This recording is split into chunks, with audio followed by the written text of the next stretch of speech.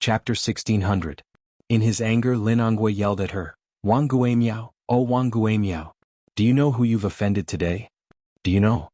The person I've offended today can kill me with just one finger. Perhaps with just one word from him, my great future will be ruined." She shouted disapprovingly, "What are you afraid of? Don't you still have my family? Why are you so agitated?" She was so self-righteous that it was impossible to reason with her. Lin Onggui was so angry that he laughed. His face was ferocious and he had never lost control like this before. "Ah! Wang Guimiao, I told you that you're a frog in a well, but you don't believe me. How powerful do you think your Wang family is? It's just tens of millions in assets. In other people's eyes, the Wang family is just a nouveau riche. Do you understand nouveau riche? Do you think you have the ability to go against the Mu family? It can't be that serious, right? What do you mean it can't be that serious? Don't you know how much the Mu group has? Hundreds of billions in assets. What kind of concept is that? There are many interests behind them. Even if they don't cover the sky with one hand, they're still a first-class family in the capital. Do you know what it means to offend the Mu family? They have connections in both the underworld and the government. With their background, who cares who you are? It's just a matter of opening and closing their mouths. I think you're muddle-headed. You still haven't recognized this point? Aleph King? Lin Onggui was so angry that he gritted his teeth.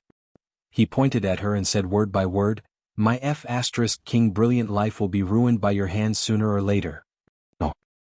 He paused and said sternly, "The Lin family and the Wang family will both be ruined by your hands." These words were said in anger to scare her. However, he didn't expect that his words would come true. Lin Onggui didn't expect Mu Yaja to make a move so quickly. The storm came suddenly and violently. After he heard the news, his mind went blank for a moment. According to the insider, Mu Yaja's side had already obtained some evidence of his crimes. The next step was to hand this evidence over to the Commission for Discipline Inspection. What was left was probably the end of his world. Over the years, Lin Onggui had done a lot of things. His black income should be more than $1 billion, and this was not a small amount. $1 billion was more than enough to sentence him to death, let alone prison. He was so scared that his heart palpitated on the spot. Wang Guimiao was so scared that she gave him 2 quick-acting heart-relieving pills before he recovered. Logically speaking, given how careful he was with his actions, it was unlikely that he would leave behind any incriminating evidence. Therefore he was also skeptical about it. However, when he dialed Jiang Hongwei's number, Jiang Hongwei only vaguely reminded him, "Ha! Onggui, now that something like this has happened, you can only pray for yourself." After saying that, he hung up the phone. Lin Onggui was suddenly frightened. When he called again, he could not get through. Since Jiang Hongwei had already said so, he immediately felt disheartened. He went limp and fell to the ground, unable to come back to his senses for a long time. His first reaction was to run. Take the money and escape abroad, the further the better. However, when he thought about it carefully, even if he wanted to escape, where could he escape to? Mu Yaja must have had a backup plan. If he wanted to escape, it would be difficult for him to do so. He was determined to toy with him until he died. This man was rumored to be ruthless, but he had seen it with his own eyes. He was indeed ruthless. He didn't leave him any way out. Chapter 1601. He was in so much pain at the thought of his many years of hard work being destroyed in one day. He made a lot of phone calls, but he realized that he had accumulated so many connections overnight, but now none of them had heard of him. At times like this, he had to be careful of which side he chose. If he was not careful, he would be implicated. No one was willing to help him lest they get into trouble. He thought for a while and finally decided to bring Wang Guimiao to apologize to him personally. Perhaps he would be lucky enough to get his forgiveness. Thus the scene before him was born. Yu Yu stood expressionlessly at the door. He looked at the pleading couple without a trace of emotion in his eyes. "How pitiful." Yu Yu said this coldly with an indifferent expression. Lin Onggui saw his expression and was shocked by the little guy's calm state of mind. Usually, children of this age would run to their parents in fright upon seeing such a scene. However, at this moment, he stood at the door with his arms crossed and a cold expression on his face. Wang Guimiao looked at him with an ugly expression and felt extremely remorseful. She could not figure it out and found it strange. She had known about Yun Tianyu since he was in kindergarten, but she had only heard that he had a mother. She had never heard of him having a father. In the parents' group, it was said that the child was from a single-parent family and could not even be considered a single-parent family. His mother was still unmarried, so no one could say for sure how the child came about. It was said that he was an illegitimate child. His mother gave birth to him at the age of 18, which was an unmarried pregnancy. Many people looked down on her and despised her from the bottom of their hearts. Wang Guimiao looked down on her even more. Without an indomitable man in the family, it was indeed easy for people to gossip. A single mother would be subjected to a lot of malicious speculation and slander. Today, however, this child had a father out of nowhere. Moreover, this man's status was not low and was incomparably noble. He was actually one of the top figures in the Mu family. Even now, she still felt that she was in a dream. Who asked her to be unlucky, though? The only thing to blame was that she should not have gone overboard. Lin Hongguo went up to him and begged again, "Little master, can you please invite your father out? I have something to ask of you."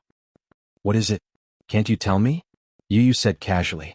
Lin Hongguo was embarrassed for a moment, but he knew that this child was obviously making things difficult for him. Thus his face turned red. He clenched his teeth and actually knelt on the ground with a plop. It was late at night and the ground was cold. He knelt down, almost without hesitation. Yu was not surprised to see him kneel down. At the same time, she looked at Lin Hongguo meaningfully and smiled. "Mr. Lin, why are you doing this? What are you trying to do?" "Little Lord, I'm here to apologize to you and your father." As Lin Hongguo spoke, he fiercely pulled Wang Guimiao. Wang Guimiao was caught off guard and fell to her knees as well. A sharp pain came from his knee. However, she couldn't care about anything else. In any case, he had already lost all his face, and there was nothing he could do to regain it. Chapter 1602. Even though she did not believe it, Wang Guimiao knew that Lin Hongguo was in a panic. Lin Hongguo said that the Mu family had secretly obtained some evidence of his crimes. If they didn't take any action and begged the Mu family to be merciful, the only thing that awaited the Lin family and the Wang family would be death. Wang Guimiao knew a little about Lin Hongguo's actions in the past few years. She knew that if the evidence of his crimes was in the hands of others, it would be as good as having his life in the hands of others. Hence, she did not care about her pride anymore. She knelt down and kowtowed as hard as she could under Lin Hongguo's gaze. "You? And he was wrong. And he was really wrong. Andy shouldn't have called you a little b*****. Andy shouldn't have listened to those rumors and humiliated you and your mother. And he knows her mistake. Can you forgive me?" Then she kowtowed as hard as she could. She was really kowtowing. She knocked her forehead on the ground so hard that her skin was bruised. However, she did it on purpose. She wanted to put on an act for him to see. A little bruise was nothing. If she could beg the Mu family to be merciful, so what if she got bruised and bled a little? Yu yawned and said lazily, Okay. I know, I forgive you." Lin Hongguo was overjoyed when he heard that. "Really?" Wang Guimiao was surprised. She looked up with her eyes wide open and smiled through her tears. She was in a sorry state and her hair was disheveled. She looked disgusting. Yu did not want to look at her. "Why should I be so calculative with an uncultured person? So now, all of you can disappear from my sight." Then, Lin Hongguo and Wang Guimiao looked at each other in surprise. They did not expect that it would be so easy to get forgiveness. They had to admit that children were easy to trick. Just a little bit of self-injury and she would be soft-hearted. Lin Hongguo rubbed his hands and chuckled. He asked tentatively, "Then, that tainted evidence? What evidence?" Yu raised her eyebrows in confusion. "It's like this. Chairman Mu, can you plead for me? Ask him to be merciful and let me off. Don't hand over those things to the Commission for Discipline Inspection." Yu was confused. "I don't know what you're talking about. It's so cold outside. I'm going home." "Wait." Like a drowning man, Lin Hongguo called out to him hoarsely and asked, "Yu, didn't you forgive your uncle?" "Yes, that's right." Then can you ask your father to let me go?" "This doesn't seem to work." "Ah?" Yuyu's lips curled into a sinister smile. "My daddy hates you." Lin Hongguo froze. Beside him, Wang Guimiao's joy turned to sorrow. The smile on her face froze in an instant, and despair appeared in her eyes. Yu said slowly, "No one can change my daddy's decision. I'm sorry, Uncle Lin." After that, he smiled elegantly like a little gentleman and turned to go back to the villa. The door slammed shut, completely isolating Lin Hongguo and Wang Guimiao from begging for mercy. That night it rained heavily. Lin Hongguo and Wang Guimiao did not dare to leave. They insisted on kneeling at the door for the whole night. Yu ignored them. Chapter 1603. When the sun was about to rise, Yu got out of bed and opened the curtains, only to find the two still kneeling by the door. Wang Guimiao was in a daze and on the verge of collapsing as she leaned on Lin Anghua. After kneeling in the rain for an entire night, the two of them fainted on the ground. Not long after, they were carried away by the ambulance. Lu Jinyu was also very efficient. After sorting out the documents, he submitted the evidence of Lin Anghua's crimes to the disciplinary committee. Soon the documents were issued. Lin Anghua was taken away for investigation. After the investigation, Lin Anghua was accused of corruption, embezzlement, collusion with illegal businesses, embezzlement of non-performing assets, and embezzlement of more than 1 billion yuan. This case caused a huge uproar. Even the Wangs were implicated and their family assets were destroyed. Of course, this was all in the future. Before the admission procedures were completed, it happened to be Friday. Yu asked Li Hanlin to drive him to the supermarket to buy some baking ingredients. He planned to bake a birthday cake for Yun Shishir when he got home. He was the one who had made the cake last year. However, at that time he had just started baking and was not very familiar with it. Hence the cake did not taste good. However, Yun Shishir liked it very much. This time, Yu secretly decided that he must bake a super delicious cake for Mommy's birthday. He would send it to Mommy when he visited her at work. When he got home, Yu rushed into the kitchen and skillfully separated the egg yolk from the egg white. He then mixed the egg white evenly with the egg whisk. He was already extremely familiar with this series of processes. In the past, he would often bake some small cakes as a snack. He used a mold to create a heart-shaped cake embryo and placed it in the oven. Then he started to think about what kind of cake he should make. After much consideration, he decided to draw a cartoon version of the family portrait on the cake. When Muyaja got home, he heard some noises coming from the kitchen. He walked in quietly and saw Yu with his head lowered. He was so focused that he did not notice Muyaja's presence behind him. He was making a fondant cake. At this moment, the cartoon version of the character was more than half done. Yu was very focused. Under the warm light, his handsome eyebrows and youthful side profile looked gentle and charming. From the side, his long and thick eyelashes were slightly lowered. His gaze was as gentle as water and his lips were slightly curved as if he was smiling. Muyaja looked at his hands. It turned out that he was making a cartoon version of Yun Shishir. He held the fondant sculpture in his hands gently and carefully, as if he was holding her in his hands. His and little Ichen's figurines were already made on the cake. After he was done with Yun Shishir, he began to work on Muyaja's character. Muyaja's interest was piqued. He was curious as to how he would look in this little guy's hands. Yu first made a round face for him, then a round body. Then he picked up a pen and dipped it in the icing. As if he was playing a prank, Yu deliberately drew a fierce face for Muyaja. When Muyaja saw this, he frowned slightly and said unhappily, "Why did you draw me so fierce? Wah?" Yu was startled by the sudden sound behind him. His hand trembled and the pen drew a distorted line on the doll's face. Thus, Muyaja's mouth became crooked. Muyaja was speechless. Chapter 1604. He looked at the sugar figurine with a crooked mouth and turned around, feeling wronged. He said angrily, "Daddy, why did you stand behind me without saying a word? It's very scary, okay? I didn't do it on purpose. Who knows how timid you are?" Muyaja said innocently, "Look at the birthday cake you made. The three of you look so cute, but you made me look fierce. I object." Objection overruled. Yu held up the sugar figurine in his hand and looked left and right. He compared it to the real person and suddenly expressed his opinion. "It's very similar. Muyaja, it's your fault for always pulling a long face." Yu then looked at the crooked mouth of the sugar figurine and laughed. "Daddy, you're so pitiful. Your mouth is crooked. It's all your fault," Muyaja said, feeling wronged. Yu retorted, "It's your fault for not saying a word when you came in. You stood behind me and gave me a fright. Otherwise, I wouldn't have failed." Muyaja smiled and hugged him from behind. He rested his chin on little Munchkin's shoulder and looked at his frosted hand. He couldn't help but laugh. "Is this your birthday present for Mommy?" "Yes."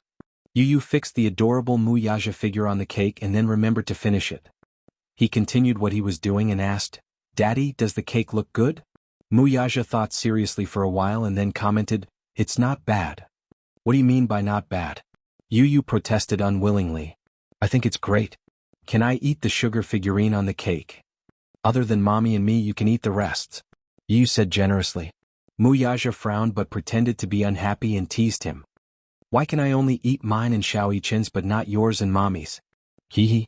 Because Mommy's are the cutest, no one is allowed to eat them." After completing the last step, Yu looked at the finished product and reveled in her exquisite craftsmanship. What a beautiful cake. I made it myself. Mommy will definitely like it.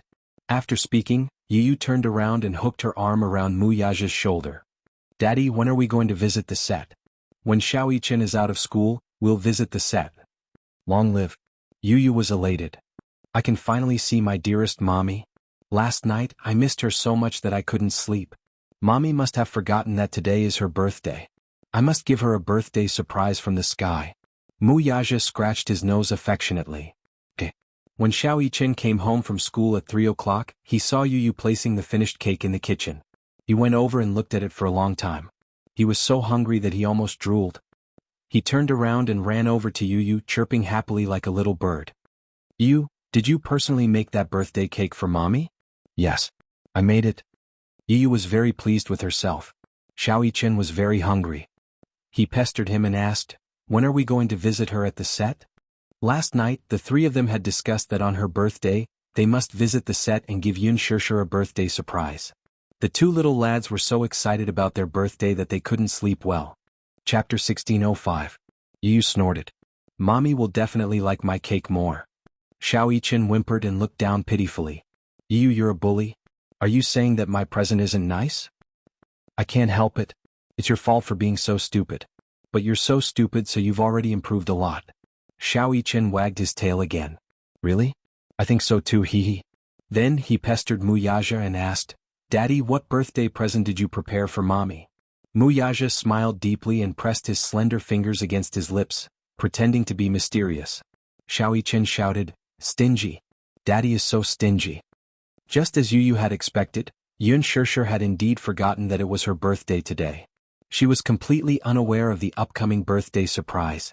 Early in the morning she rushed to the set, changed into an ancient costume, put on makeup and participated in the filming. The sun was shining brightly these few days, so there were many outdoor scenes. Yun Shishir was inevitably nervous because it was her first time using a wire. On the set, Director Gu and the martial arts master were nervously discussing the upcoming wire scene. Yun Shishir changed into a pink silk dress. The next scene was her encounter with the male lead Yun Cheng, played by Hua Jin. In the plot, the prince's mansion was holding a birthday party. Qin Shuiyao, who was playing the role of Qin Shuiyao, climbed a tree to pick up a kite. She accidentally slipped and fell from the tree. The male lead appeared and saved her. When the two met, Qin Shuiyao fell in love with Yun Cheng at first sight. There were two scenes today. One was between Yun Shishir and Hua Jin, and the other was between Yun Shishir and Lin Ji.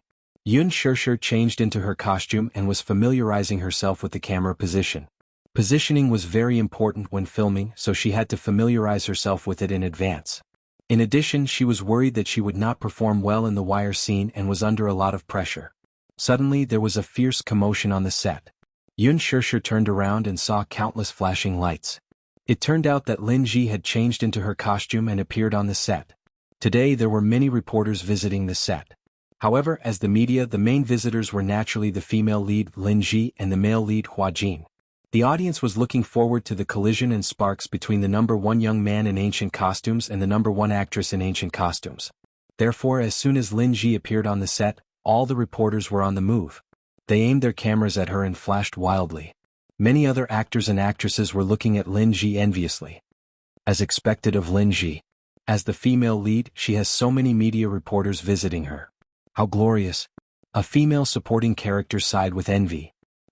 Who knew if these reporters were hired by her? Lin Ji hasn't been in the limelight recently.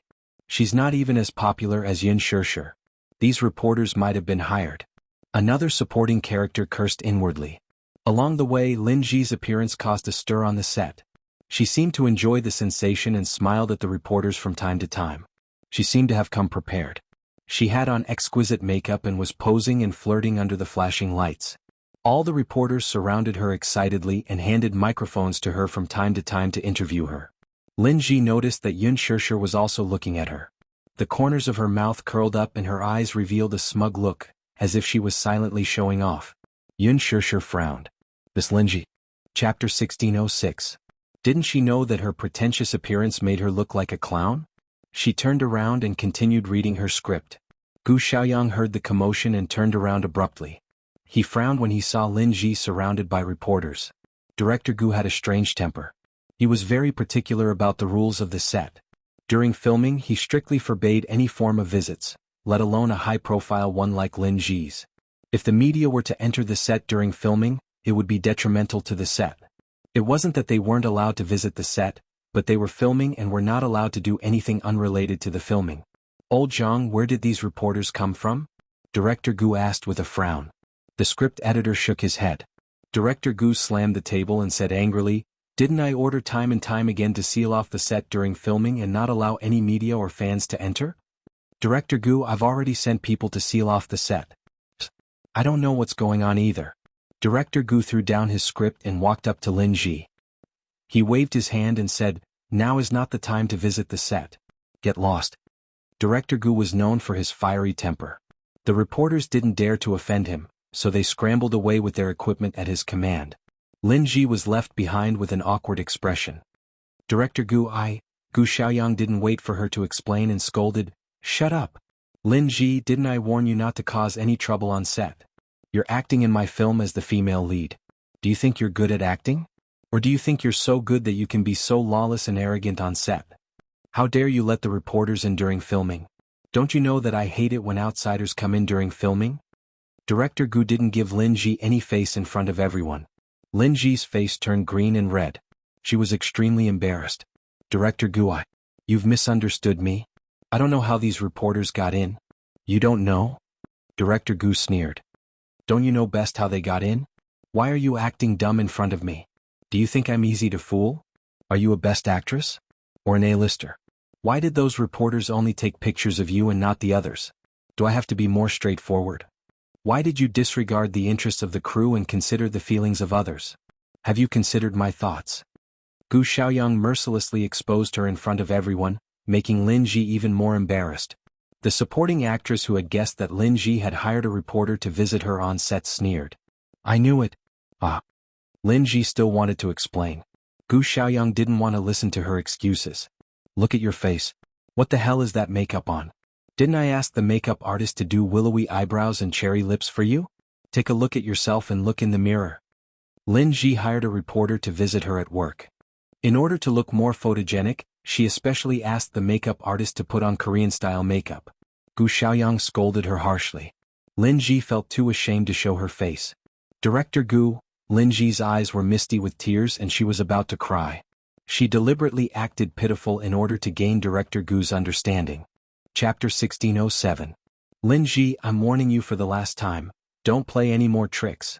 If you anger me, I don't care if you're the female lead or not, I'll cut you into a side character. I'll also give you a heads up while I'm at it. Anyway, the filming has just started, so it doesn't matter even if I kick you out of the cast. Don't blame me for falling out with you when the time comes." Anyway, the female lead in his heart was never this actress. If she were to play any tricks again, he did not mind kicking her out, and replacing Yun Shirshir with her was exactly what he wanted. Yun Shirshir was the Qin Changel in his heart. Not only did she look good, but her acting skills were also better than the actress's. Alas, the actress was one step ahead and snatched the role from him. Gu Xiaoyang was still sulking because of this matter. Lin Ji's financial backer had invested a lot in the movie, so Director Gu suppressed his anger. "Go wash my makeup and redo it," Gu Xiaoyang said and left. Under the mocking and curious gazes of the crowd, the actress could only grit her teeth awkwardly and return to the dressing room unhappily to do her makeup. The director walked over to Yun Shirshir, who was seriously reading the script. He nodded in satisfaction when he saw that she was focused on it. Only then did he return to discuss the wire arrangement with the martial arts director. She happened to be delivering water to Yun Shirshir. When she saw this scene, she excitedly went up to her and said with a smile, "Shirshir, the director has been looking at you just now." "What?" "He stood beside you and looked at you for a long time. I think he saw that you were seriously reading the script and was very satisfied with your attitude. That's why he smiled in relief." Yun Shirshir smiled and said, "Mushi, I'm a little nervous. I heard that if I'm not careful with the wire, I'll fall down." "Oh please. Do you think the martial arts director on set is just for decoration? Don't worry, it'll be very safe." Mushi comforted her. Hua Jin also finished his makeup and rushed to the set. Yun Shirshir looked up and saw him appear. She was stunned. His first reaction was that Hua Jin's title of the best young actor in ancient costumes was not undeserved. He was dressed in a crescent-white robe and had an elegant demeanor. His handsome hair was draped over his shoulders, and his beautiful and exquisite facial features were embellished with makeup. His beauty was even more breathtaking. Her charm was so outstanding that it overshadowed the beauty of the female lead. Her every frown and smile was captivating. This was the first time she had acted with Hua Jin in a scene. Hence, it was also the first time she had seen Hua Jin in his ancient costume. It wasn't that she hadn't seen Hua Jin without makeup. His skin was very good, his facial features were very three-dimensional, and his eyebrows and eyes had the unique charm of an ancient handsome man. His charming eyes were like silk, the corners of his eyes were long and narrow, and when he looked back, his smile was enchanting. Yun Shishir's mind wandered for a moment before she exclaimed in shock, "Gosh! Hua Jin's ancient costume shocked me." At the side, Mushi also came back to her senses. Shishir. Gosh. Hua Jin's ancient costume is so stunning. Even if it's the real person, it's better than many of the photos of young actors in ancient costumes. It's so beautiful. She could not suppress her voice, so everyone heard her praise and could not help but look over. Even Hua Jin could vaguely hear her excited voice. He looked in Yun Shishir and Mu Shi's direction with a meaningful gaze.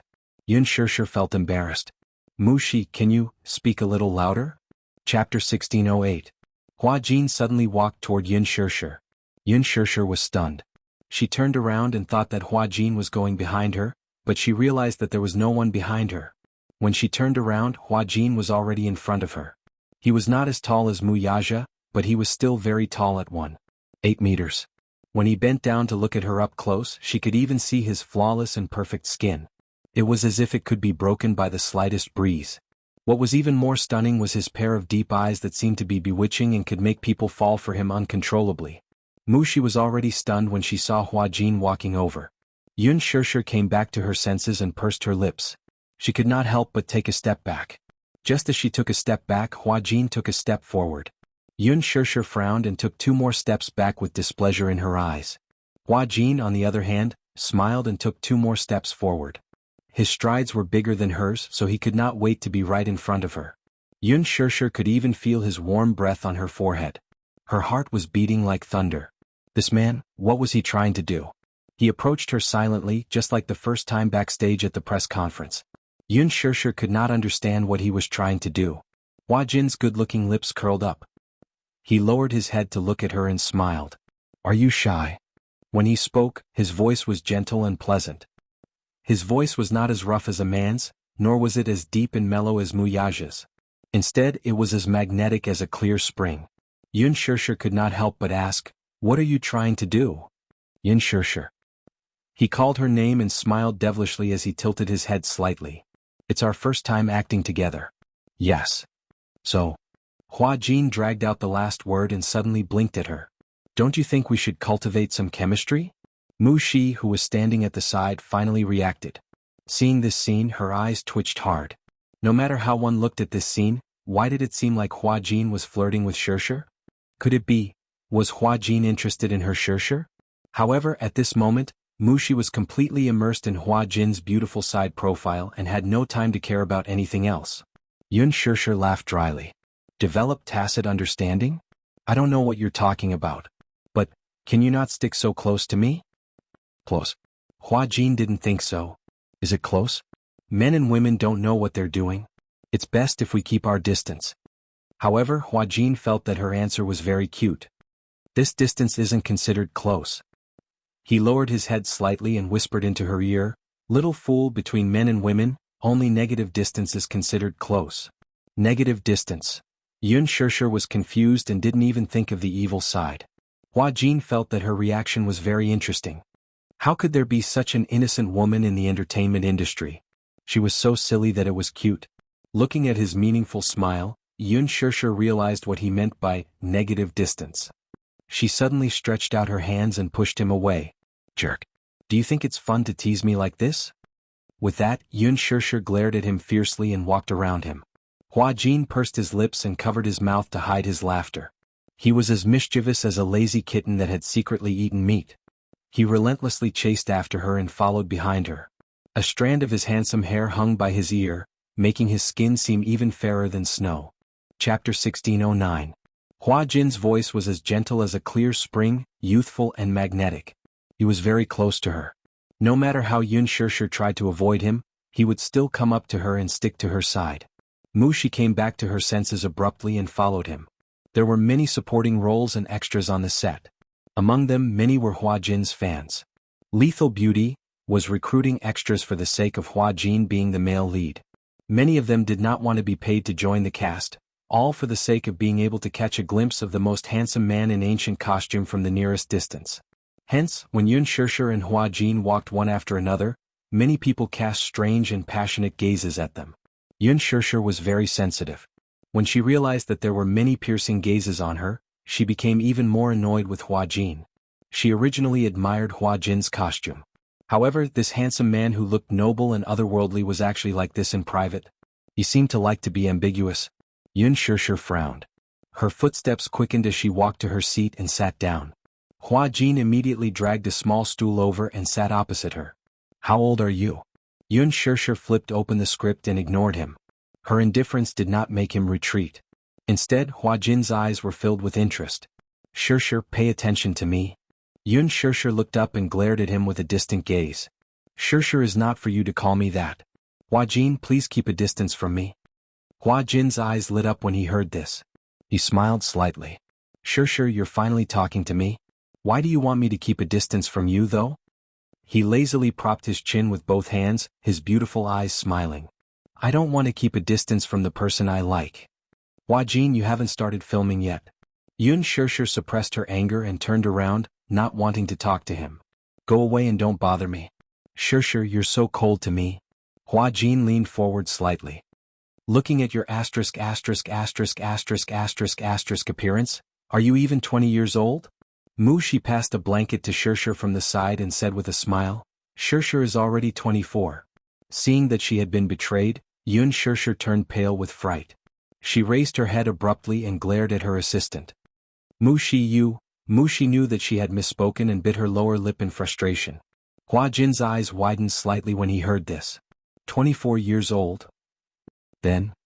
She was about to reject him when he sweetly called out, Sister! This man. Yun Shishir sucked in a deep breath of cold air. She could not hold it in any longer. Ever since she joined the production team, she had always kept her manager's words in mind to keep a distance from Hua Jin. She did not know what kind of demon was in this man's mind, but whenever he saw her, he would stare at her with an unfathomable gaze. Now he even took the initiative to tease her. She could not chase him away. Did he not know how to read people's expressions? Couldn't he tell that she was annoyed with him? The moment the other supporting actresses saw Hua Jin, they surrounded him with adoration. Hua Jin's beauty could move anyone's heart. Hence, many people on the set wanted to strike up a conversation with Hua Jin. However, Hua Jin seemed to be aloof to everyone, so they knew that they were not interested. Now they saw Hua Jin taking the initiative to chat with Yun Shishir, but Yun Shishir ignored him. Chapter 16:10. Therefore they mustered their courage and walked forward, surrounding Hua Jin and Yun Shishir in the middle, trying to blend in with them. Hua Jin, you look so beautiful in ancient costume. Hua Jin, I'm your little fan. I've been following you since you debuted. The supporting actresses blushed and clenched their fists, clearly nervous. Just as they were eagerly anticipating his reply, he merely propped his chin on his hand and gazed at Yun Shishir's face with a wide smile. It was as if he had not heard their attempts to strike up a conversation with him. Instead, he persistently asked, Sister, why are you ignoring me? Yun Shishir couldn't take it anymore. Hey, who's your sister? Hua Jin's beautiful eyes lit up. You're my sister, Shishir Jia. Stop fooling around, okay? Yun Shishir looked like she was about to break down. I'm very busy, I have to memorize my lines. Today's filming is a scene between you and me, we can practice our lines. Yun Shishir frowned but heartlessly rejected, no. Why not? Yun Shishir was about to flare up. She suddenly looked up and said in a slightly heavier tone, Hey Hua Jin, you're so annoying. I'm busy memorizing my lines, can you stop bothering me? Hua Jin was stunned, then an extremely hurt expression appeared on her face. She looked pitiful and her peach blossom eyes turned slightly red. The supporting actresses were originally immersed in the awkwardness of Hua Jin ignoring them, but when they saw Hua Jin being wronged and helpless, they immediately felt pity for her and accused her with righteous indignation. Hey! Yun Shishir, don't go overboard. Why are you bullying Hua Jin like this? Exactly. Big brother Hua Jin was kind enough to help you rehearse your lines. It's fine if you don't appreciate it, but you're being so aggressive and bullying big brother Hua Jin. What's the meaning of this? Oomph. Don't you know that even though she's a newcomer who just debuted, her background is much better than ours? So now she knows how to act like a big shot? Hua Jin didn't put on any airs and kindly wanted to practice with her, but she pretended to be reserved and embarrassed Hua Jin in front of everyone. That's too much. Mocking voices rose one after another. Mushi could not take it anymore. With her hands on her hips, she defended, "Hey, what are you doing? What does it have to do with you? You don't have to worry about Shishir. Have you memorized your lines? Are you familiar with the positioning? If you're so free, then wait for one more shot if you're so capable. Don't ng." Yun Shishir pressed the back of her hand. That's enough, Mushi. Pausing for a moment, she turned around and looked at the cold faces around her. She sneered, "My background is none of your concern. If you have the time, you should worry more about yourself, alright?" Everyone was stunned. They gritted their teeth and were about to retort when they heard Yun Shishir say, "Can you not block me?" "You, hey." Hua Jin suddenly spoke. Seeing him speak, a supporting female character immediately said agitatedly, "Hua Jin, don't lower yourself to her level. She thinks she's a big shot and doesn't care about you at all." Hua Jin impatiently cut her off. "What does it have to do with you?" Supporting female character. Hua Jin's face suddenly darkened. "I like her personality. This has nothing to do with you guys. Get lost." Chapter 16:11. She had lost all her face, so those who knew what was good for them dispersed. At last, those female supporting characters who were jealous did not forget to glare fiercely at Yun Shishir. Yun Shishir's eyes twitched hard. This Hua Jin, if placed in ancient times, would be a femme fatale. Hua Jin said, "Shishir, don't be afraid.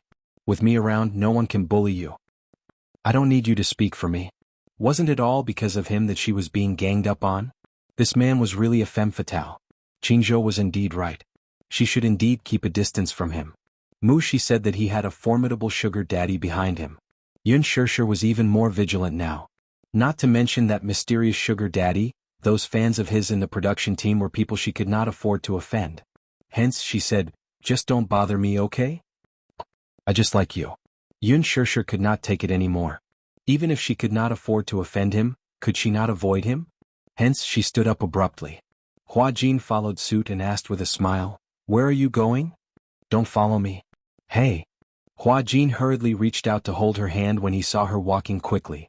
Yun Shishir's body trembled as if she had been scalded by fire. She flung his hand away violently.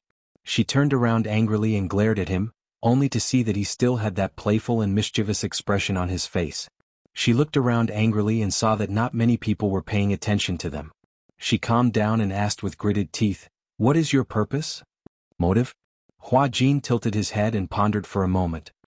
His lips suddenly curled into a mischievous smile as he leaned closer to her.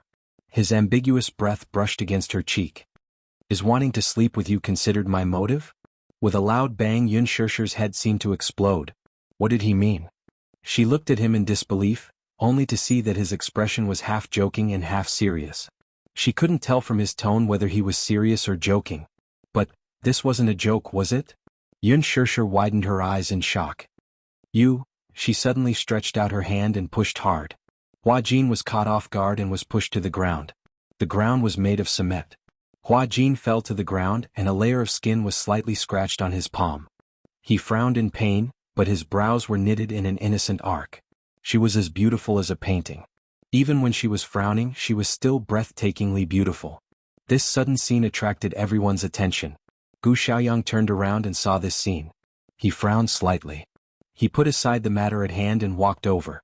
What happened? Yun Shishir was stunned for a moment. She had lost her mind in a fit of anger and did not expect to have such a strong hand. For a moment she did not know how to answer. "Director Gu, what happened?" "Nothing." Hua Jin got up from the ground, brushed off the dust on his body and smiled lightly. "I was just fooling around with Shishir." Gu Xiaoyang glanced at him with a sullen expression. The corners of his mouth moved slightly as if he wanted to say something, but in the end he did not say anything. As if he had suppressed some anger, he took a deep breath and said with a frown, "Don't play around on the set. There are equipment everywhere. Be careful not to break it and delay the filming process. Yun Shishir was a little surprised. Chapter 16:12. Gu Xiaoyang wanted to protect her, so he warned Hua Jin not to cause any more trouble. Hua Jin glanced at Yun Shishir and then at Gu Xiaoyang before pursing his lips. Got it? Director Gu. Go and get ready. Your scene with Yun Shishir is about to start. Gu Xiaoyang instructed. Hua Jin reluctantly hummed an "oh" and nodded. However, the moment Gu Xiaoyang turned around, he suddenly leaned forward and planted a kiss on Yun Shishir's cheek. Yun Shishir did not react in time and widened her eyes in shock. By the time she came back to her senses, Hua Jin had already returned to his assistant's side to revise the script. She was angry and frustrated, thinking that Hua Jin was simply unreasonable. He actually stole a kiss from me? Why is this Hua Jin so annoying? Gu Xiaoyang happened to see the scene as well. His lips moved, but he did not say anything. He only reminded Yun Shishir to get ready for her role and then went back to work. It seemed that this Hua Jin was not simple. Even the bad-tempered director Gu did not dare to lose his temper in front of him. It seemed that he had a strong backing. Did he do whatever he wanted on set just because he had a sugar daddy's favor? Yun Shishir trembled in anger. Beside her, Mushi looked at her with envy. She clenched her little fists and gritted her teeth in jealousy. Shishir, you have good luck with men. Hua Jin took the initiative to kiss you. I'm so envious of you. Yun Shishir glared at her weakly. Seeing that she was really angry, Mushi felt guilty and quickly explained, Shishir, don't be angry. I was just joking, don't take it seriously. Mushi, this joke isn't funny at all. Yun Shishir lost her usual calmness. For the first time in her life, she showed anger in front of Mushi. Knowing that she was really trying her best, the assistant hurriedly apologized. I'm sorry, Shishir, I didn't care about the occasion and made a joke. I'm sorry, I won't do it again. Yun Shishir looked in the direction of Hua Jin with a complicated expression. Then she took out a soft towel from her sleeve and fiercely wiped the place where Hua Jin had just kissed. The next scene officially began filming. Yun Shishir tried her best to immerse herself in her character.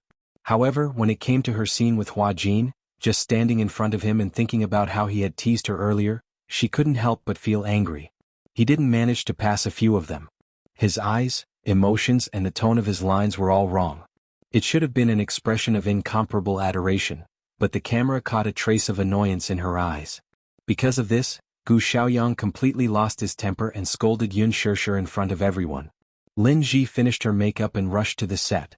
When she saw Yun Shishir in a sorry state, she was secretly delighted. Serves her right. Seeing Yun Shishir being scolded so harshly, she openly mocked her. Yun Shishir felt aggrieved. In the end, Gu Xiaoyang lost his patience and stopped filming for this scene. He waved his hand and said, You're not even in the right mood, why are you wasting my time? Everyone's time is precious. You spent so much energy on the script and in the end you acted like this. Who are you trying to fool? With that, he waved his hand and dismissed Yun Shishir. Yun Shishir felt that her condition had been ruined, so she asked for leave from the director and went back. This Hua Jin is really despicable. Chapter 16:13. Damn it, if it wasn't for him, she would have been able to perform well. Yun Shishir was so angry that when she returned to the hotel, she was still a little depressed. She was a perfectionist. When she was filming, she hoped to get the director's approval. She had worked so hard, but because of Hua Jin, all her preparations had gone down the drain. Yun Shishir changed into her casual clothes and sat on the bed. Her anger had yet to subside. The doorbell suddenly rang. She frowned, got up and walked to the door. Through the peephole, she saw a man in a suit standing at the door. His posture was elegant and respectful. Standing behind him were two elegantly dressed women. They were holding a set of things in their hands. Through the peephole she couldn't see clearly. Yun Shishir asked warily, Who is it? The man replied, Miss Yun, please open the door.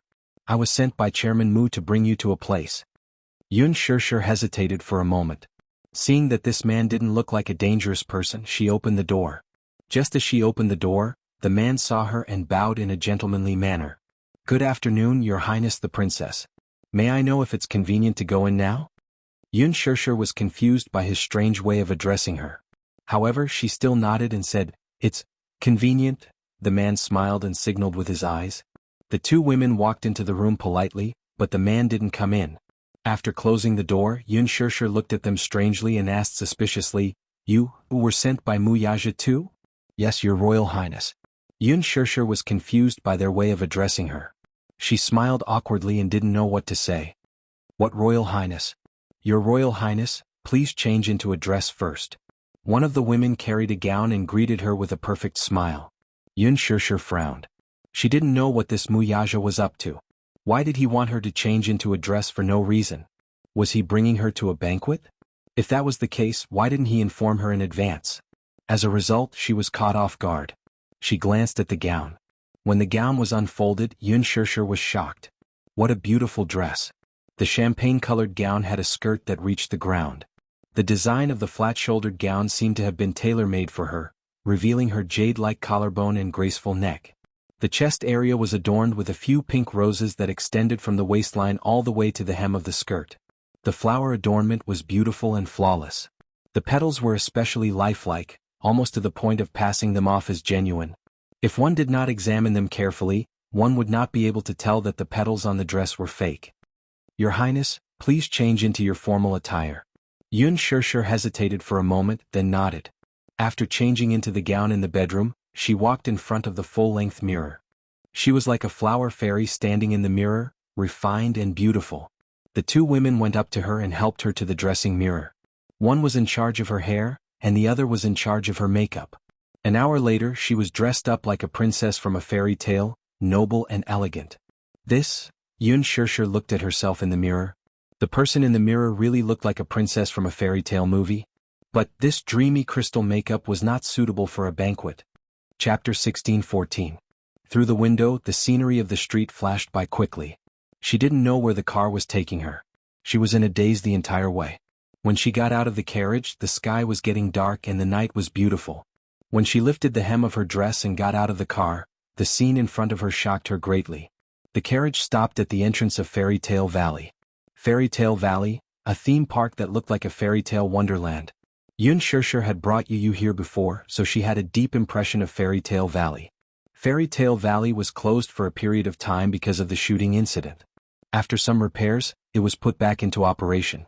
However, at this moment, the Fairy Tale Valley in front of her eyes was completely different from the one she remembered. The night was getting late, and the moonlight was like silver in the starry sky.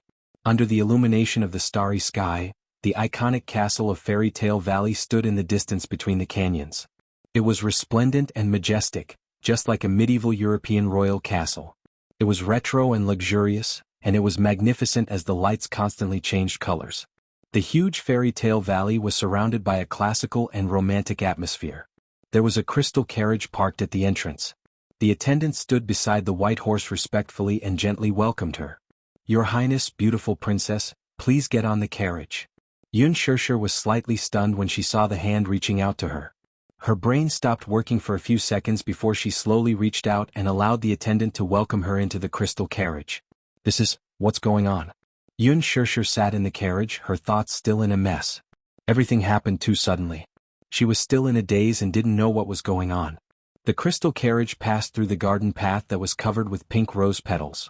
Yun Shirshir was stunned, but she was stunned by the dreamy scene in front of her. She couldn't help but lean against the window and enjoy the fragrant breeze. So beautiful, so dreamy. It was really like a dream. The breeze blew and the petals on the ground were swept up, invading her face.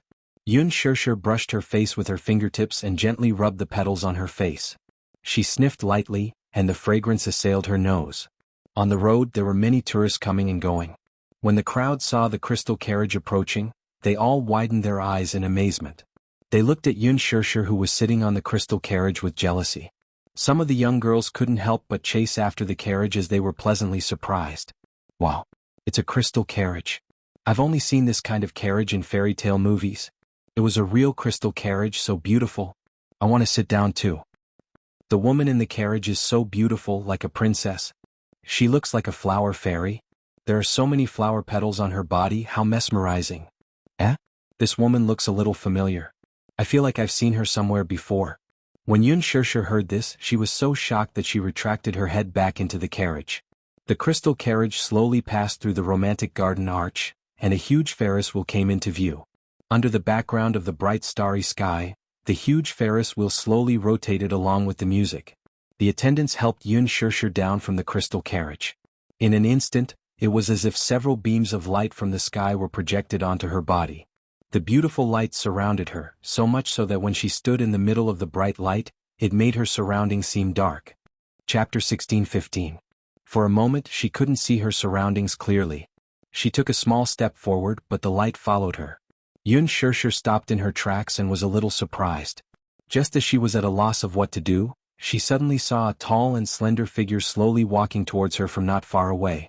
Yun Shirshir widened her eyes. Standing in the light, she couldn't see clearly. In her curious and surprised gaze, a man in a snow-white suit appeared in front of her like a god. His tall and handsome figure pierced through the light and appeared in front of her. Mu! Yun Shirshir's mouth gaped open in shock as she uttered a single word. Mu Yaja's appearance gave her a dreamy surprise. He was dressed in a medieval aristocratic suit. His posture was noble and arrogant, and his aura was extraordinary. He was like a Prince Charming who had appeared in front of her without warning. She had imagined countless dreamy scenes, but now they were displayed in front of her without warning. She couldn't come back to her senses for a long time. Yun Shirshir stared at the handsome man in front of her in a daze. She was a little speechless. Did he prepare everything in this fairy tale-like fantasy for her? Yun Shirshir's body stiffened slightly. In front of her, the strong light left a deep impression on his exquisite facial features. In the dreamy light and shadow, his handsome face was like an ancient Greek sculpture, handsome as if it was cast. Amidst the gentle breeze, his black hair brushed past his ears, his proud jawline and his deep, serene eyes were breathtaking. His thin lips gently curved into a charming arc. Mu Yaja gently reached out to her and opened his palm. He raised his eyebrows slightly and gave her a silent invitation with his eyes. She raised her hand and placed it in his palm. Suddenly her breathing became tight. Yun Shirshir couldn't believe that everything in front of her was real. So much so that she asked a silly question at this romantic moment. Mu Yaja? She looked up and her eyes flashed. Is it really you? What answered her was the man's powerful palm. He held her hand and took the opportunity to pull her into his embrace. Yun Shirshir was caught off guard and fell into his embrace.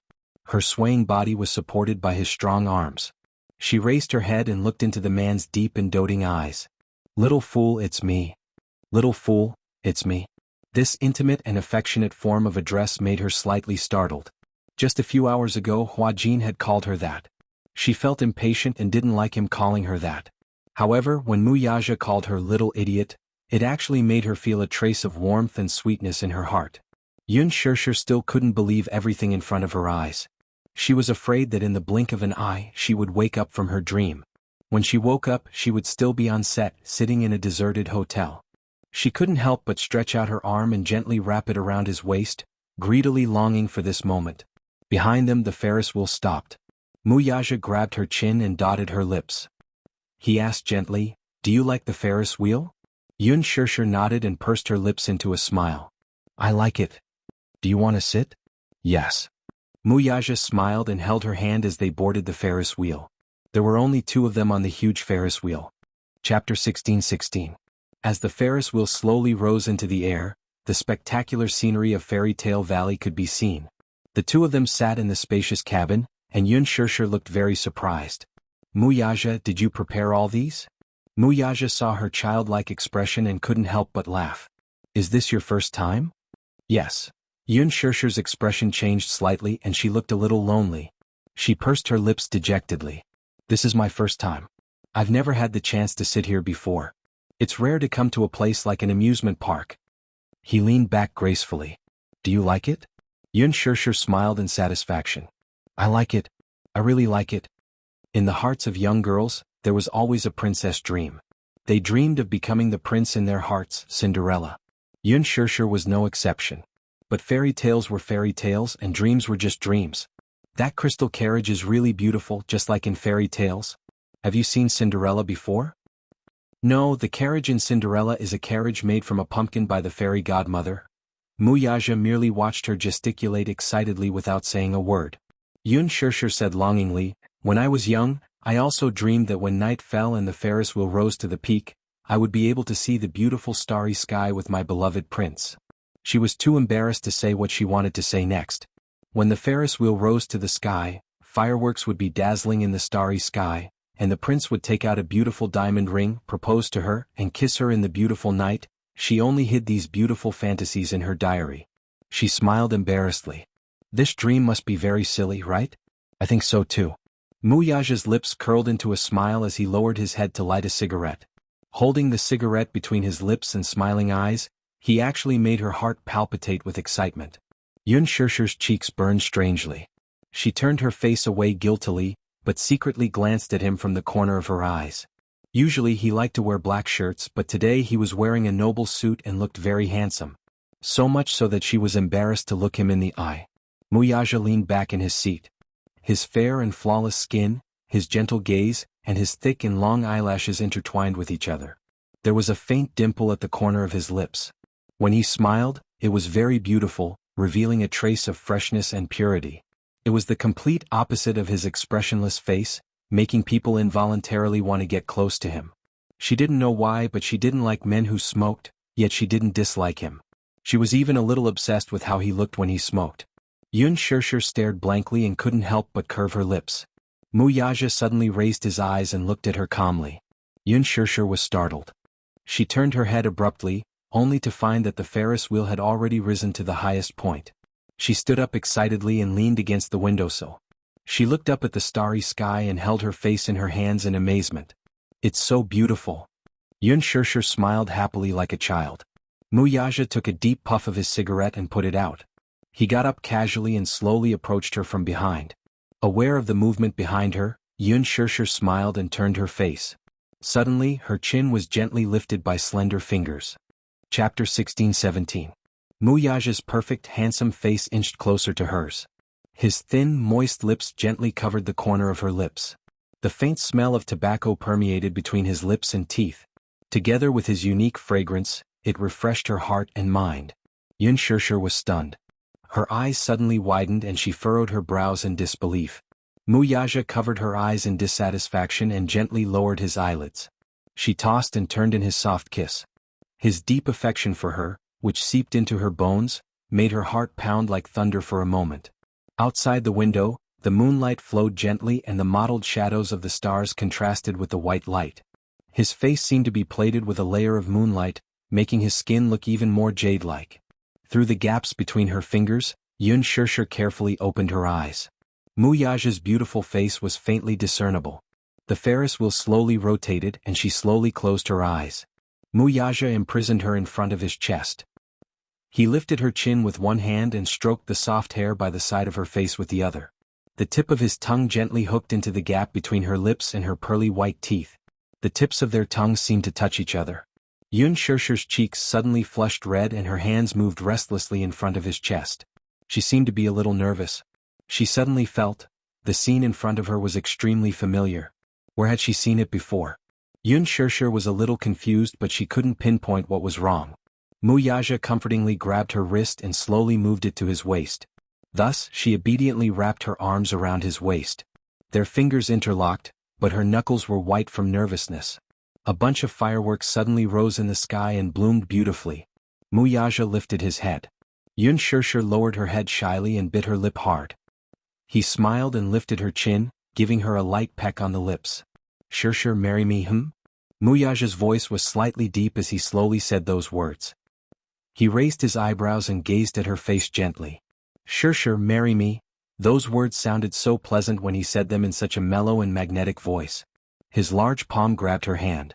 Immediately after, a circle of coldness stuck to her ring finger and slid down to the base of her finger. Yun Shirshir's heart seemed to have skipped a beat and her eyes kept widening. His sudden proposal caught her off guard. So much so that after Muyaja said that sentence, her mind seemed to explode violently. White light flashed and it was as if she was flying to the clouds. Happiness came too suddenly. Caught off guard, she was stunned by the surprise that fell from the sky. Marry me, okay? Muyaja's devilish lips curled into a doting smile. Let's be together forever, okay? Sure. He stopped her from continuing. Let me finish. She pursed her lips and held her breath, wondering what he was going to say next. I swear. Muyaja took a deep breath and lowered his head. He touched the tip of her nose and rubbed it intimately. When he opened his eyes again, his gaze was deep. I'll use my life to dote on you and protect you. Yun Shirshir's red lips trembled slightly. She could not help but feel like crying because of him. I'll dote on you forever. Are you willing to be my little princess forever?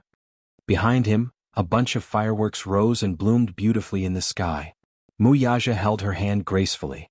Yun Shusher's gaze fell on her ring finger. Chapter 16:18. It was a 1-carat pink diamond ring, exquisite and luxurious. Yun Shusher recognized it at a glance. This was a rare custom-made pink diamond from Dairy Ring. Dairy Ring was a romantic luxury brand. Men could only customize one diamond ring in their lifetime based on their ID card. A man could only customize one diamond ring in his lifetime. It symbolized the most romantic promise. The ring he put on for her was from the Dairy Ring With You series. It was worth 8 figures. Yun Shusher's eyes suddenly moistened. She was touched, but at the same time she didn't know whether to laugh or cry. How could this man be so domineering in his proposal? He put the ring on her ring finger without any explanation. It was obvious that he wouldn't allow her to refuse. She could feel that in his eyes she had really become a little princess who was doted on by thousands. She really couldn't believe everything that was happening in front of her eyes. It should have only appeared in her diary, everything that was in her fantasy. Getting on the Ferris wheel with the person she loved, proposing to her in the sky full of fireworks, begging her to marry him. This was clearly a beautiful fairy tale plot, but it actually appeared in her life. Mu Yaja saw that she was so touched and happy that she lost control. His heart ached a little, but in an instant, it softened beyond belief. Sure, promise me. Mu Yaja cupped her face, his gaze sincere. He wasn't a man who understood romance. Therefore, perhaps tonight's romantic proposal was the most romantic proposal he could imagine. In business he had always been cold, decisive and wise. However, he had always been lacking in romance cells. Therefore, perhaps in her eyes, even a proposal seemed so domineering that she couldn't refuse. However, he really wanted to protect her for the rest of her life. He had prepared for this proposal for a long time. Everything was done by him personally, all for the sake of giving her a dreamy surprise on this day. Perhaps in the past he also couldn't believe that he would secretly spend so much effort for a woman, just for a proposal. As long as he waved his hand, there probably wouldn't be a woman who would refuse his proposal. In the past, marriage to him was nothing more than a ritual and a shackle. But now, because of her, he had changed his view of marriage. If he had to say that marriage was a shackle, then he was willing to be trapped. Trapped by her. Yun Shusher was crying and laughing at the same time. She nodded and agreed, Okay. Idiot. Yun Shusher didn't know whether to laugh or cry. What I mean is, I'm willing. He had formally proposed to her. And she was willing to marry him. She was willing, she was willing, she was really willing. These words kept repeating in Yun Shusher's mind, and her mood also climbed to the clouds along with the gorgeous fireworks in the night sky. When Mu Yaja heard this, a satisfied smile bloomed on his face. He hugged her in his arms and kissed her passionately under the fireworks in the sky. The Ferris wheel climbed to the highest point. Yun Shusher nestled in Mu Yaja's arms and looked at the beautiful night sky outside the window. She couldn't help hugging her arms tighter. Do you know? Right now I feel like I'm in a dream. Until now I still can't believe it. Chapter 16:19. When I was young, I yearned for the princes and princesses in fairy tales. I fantasized that one day I would sit on a Ferris wheel with my beloved, and he would propose to me with fireworks in the sky. Halfway through her speech, she suddenly felt that something was amiss. Yun Shusher furrowed her brows and glared at him. Did you peek at my diary? Mu Yaja's face showed a hint of awkwardness at being exposed. Seeing his evasive expression, Yun Shusher cupped his face with both hands, forcing him to look at her directly. Tell me the truth. Did you secretly flip through my diary? She had the habit of keeping a diary when she was young. Hence, be it her mood, her ideals, her thoughts, or even her trivial matters, she liked to record them in her diary. Yun Shusher felt that something was amiss no matter how she thought about it. Today's proposal was similar to the one she had imagined in her diary. Could it be that this man had secretly peeked at her diary and directed this scene? Mu Yaja coughed awkwardly and then hummed in acknowledgement. He had indeed secretly flipped through her diary, but that was because Yu had accidentally left it behind when she was tidying up her things. He did not know that it was a diary, so he picked it up and flipped through a few pages until he reached one of them. On top of it were the notes of Yun Shusher when she was young. He skimmed through it and memorized her wish in just a few glances. Mu Yaja told her everything truthfully. Yun Shusher did not show it on her face when she heard it, but she was very touched inside. Mu Yaja, she lowered her head and hesitated for a moment before smiling. Thank you. She had to thank him for silently fulfilling a wish of hers that she could only dream of. The Ferris wheel descended. When the door opened, fireworks rose from the ground. Yun Tianyu and Xiao Yichen appeared before her like two little angels, holding birthday cakes in their hands. "Mommy? Happy birthday." The two children's tender voices were pure and cute. Yun Shishir was pleasantly surprised once again. So much so that she stared blankly at the scene in front of her, unable to react in time. So today was her birthday?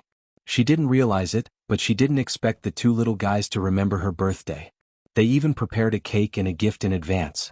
There was such a big surprise. Yun Shishir was so moved that tears gushed out of her eyes. She had been on set for so long and had been separated from the two little guys for so long. She missed them very much. Yun Shishir lowered her body slightly and opened her arms. "My two darlings, Mommy missed you so much." "Mommy?" Little Yichen let out a whimper as tears welled up in his eyes as he threw himself into her embrace. Yu couldn't help but laugh. He pursed his lips and walked to Yun Shishir's side a little bashfully. He put the crown he made on her head. "Dear Mommy, happy birthday. I hope you will be happy forever. Yu will love you forever." He cupped her face and kissed her affectionately on the cheek. Yun Shishir was touched and pulled him into her embrace. She hugged the two little lads tightly, unwilling to let go. "Mommy missed you guys so much." Xiao Yichen heard that and a few drops of tears fell. "Mommy, why didn't you come home for so long? I missed you so much." Chapter 16:20. "Mommy, even if you know you're wrong, I won't forgive you so easily." Xiao Yichen pretended to be reserved as he counted with his fingers. Yun Shishir pursed her lips and asked teasingly, "Then Xiao Yichen, what do I have to do to make you forgive Mommy?" "Unless." Xiao Yichen blinked mysteriously, tapped his cheek and smiled. "Mommy, give me a kiss." Yun Shishir was amused by him. Then she kissed him hard on the cheek. Xiao Yichen was satisfied. Then he took out the handmade gift that he had hidden behind his back and held it in front of her. It was a bouquet of handmade roses. Xiao Yichen had specially asked a handmade teacher to make it for him. He thought that since it was his mommy's birthday, he had to give her a happy present. After much thought, he decided to give her a bouquet of handmade roses. Handmade flowers would never wither. The meaning behind the bouquet was that he hoped his mommy would be like a beautiful flower that would bloom forever. Yun Shishir held the bouquet in her hands.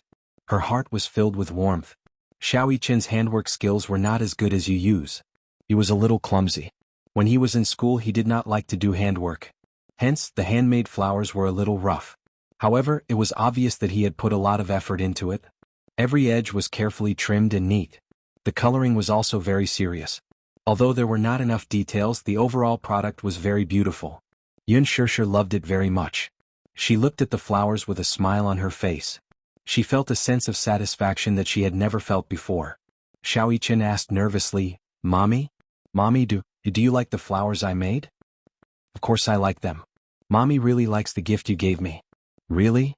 Xiao Yichen was instantly elated. He was so proud that he wanted to fly to the clouds. Mommy had praised his handwork. Mommy liked the flowers he made. His little tail was about to curl up into the sky. Yun Shishir's affirmation was better than anyone else's praise. Muyaja's eyes twitched as he watched from the side. On the way there he praised Xiao Yichen and said that his handiwork had improved, but Xiao Yichen was still unhappy. Yun Shishir's praise actually made him so proud. Unfair. Yu was jealous. She quickly grabbed Yun Shishir's arm and walked over to the cake. Then she said proudly, "Mommy, this is Yu's birthday cake." As he spoke, he snorted and glanced at Xiao Yichen provocatively. The latter crossed his arms in front of his chest unhappily. Clearly he didn't think much of it. His eyes seemed to say, "Mommy would definitely like the flowers I sent her." Yu replied with a cold stare, naive. "Mommy would definitely like the cake I made the most." Yun Shishir walked over to the cake and saw that Yu had meticulously kneaded sugar figurines. Muyaja, Yun Shishir, Yu, and Xiao Yichen's family of 4 were used as the template. The figurines were pink and sticky, cute and charming. Xiao Yichen's and Yun Shishir's facial features were especially lively. However, Yun Shishir's gaze landed on Muyaja's face. Pfft. She burst out laughing. Not only was Muyaja's face fiercely pinched by Yu, but his mouth was also tilted to one side due to the accident when he was making the cake. Ha ha ha. The expression of the sugar figurines was so funny that Yun Shishir couldn't help but burst out laughing. Muyaja walked over and took a look. His face darkened and he rubbed his forehead with a headache. Chapter 16:21. Daddy, you really can't blame me for this. Yu explained innocently. Who asked Daddy to suddenly appear behind him when he was concentrating on making the cake, giving him a big fright. He was so frightened that he inadvertently drew his mouth crooked. Yun Shirshir laughed until tears rolled down her cheeks. Muyaja's sugar figurine's expression was so creepy that she couldn't stop laughing. Idiot, stop laughing. Muyaja felt a little embarrassed. The other 3 sugar figurines were so cute, but his sugar figurine had a fierce and dry expression. Most importantly, its mouth was crooked to one side. It was unbelievably ugly. He felt a little wronged. When he saw Yun Shirshir laughing again, he had the urge to hide the sugar figurine. However, he couldn't. Yu had painstakingly made this cake for her. Otherwise he would have destroyed it long ago. Seeing that his mother was amused, Yu was also infected by her happy and joyful mood. His lips could not help but curl into a smile, and he actually laughed along with her. Xiaoyichen had secretly taken a look at the cake and Muyaja's ugly but cute sugar figurine. He had already laughed along the way. However, now that Yun Shirshir and Yu were laughing, he couldn't help but laugh too. The 3 of them laughed together. Muyaja's expression darkened. He glared at Yu warningly. Yu understood. He cleared his throat and coughed. He immediately stopped laughing and said to Yun Shirshir, "Mommy, don't laugh anymore. Let's blow out the candles, okay?" Okay. Yu immediately took out the digital candles and stuck them on the cake. Then he lit the candles with a match. The flames flickered, illuminating the faces of the 4 people. "Xiaoyichen, let's sing a happy birthday song to Mommy together." Xiaoyichen immediately reacted and clapped his hands. "Happy birthday to you. Happy birthday to you. Happy birthday to my dear Mommy. Happy birthday to you." Yu said excitedly, "Mommy, hurry up and make a wish." Yun Shirshir immediately clasped her hands together and closed her eyes sincerely. She smiled and silently made a wish. Then she blew out the candles. Phew, wow. That's awesome. Little Ichin jumped up and down in excitement, his saliva almost flowing out of his mouth uncontrollably. Suddenly, he curiously tugged at his mother's sleeve and probed, "Mommy, what birthday wish did you make?" Yu gave him a hard knock on the head. "You big idiot. Wishes won't come true if you say them out loud." "Oh, I see." Xiao Yichen couldn't hide his disappointment. However, when he thought about how he was going to eat the cake, he immediately became happy again. "I can finally eat the cake." As he spoke, he greedily reached out his little hand to grab the little sugar figurine on the cake. Yu hit his head again. "Idiot. Mommy hasn't cut the cake yet. You're not allowed to eat it." Xiao Yichen groaned and held his forehead in pain. He blinked his big watery eyes sadly and looked at Yu as if he was silently complaining. Yu also stared at him. Yun Shirshir didn't know whether to laugh or cry. Why was it that Xiao Yichen, the younger one, didn't act like an older brother, like Yu? Xiao Yichen was more timid. Chapter 16:22. Mommy, hurry up and cut the cake. That way the birthday ceremony will be complete. Okay. This little bun really knew more than she did. Muyaja walked forward and held her hand. Yun Shirshir turned around and smiled at him. Then they cut the cake together. The 2 little guys clapped and cheered. "Yu, can we eat now?" Little Ichin stared at him greedily, his saliva almost dripping from his mouth as he stared at the cake. Yu glanced at him in disdain and said expressionlessly, "Please wipe your saliva first." Xiao Yichen was confused. Yu sighed and rubbed his forehead. "Stupid brother, why are you so greedy?" "Because Yu's cake looks so tempting. It must be delicious." Xiao Yichen said honestly. Yu was speechless for a moment. Then he sighed and took the initiative to cut a piece of cake and passed it to him. "You little greedy cat, eat it." "I don't want this. I want the sugar figurine on the cake." Yu pondered for a moment and asked curiously, "Which one do you want?" Xiao Yichen was drooling. "I want yours." Yu immediately said, "No." "Why not? Can't you eat yours?" Xiao Yichen felt wronged and said, "Mine doesn't look as good as yours."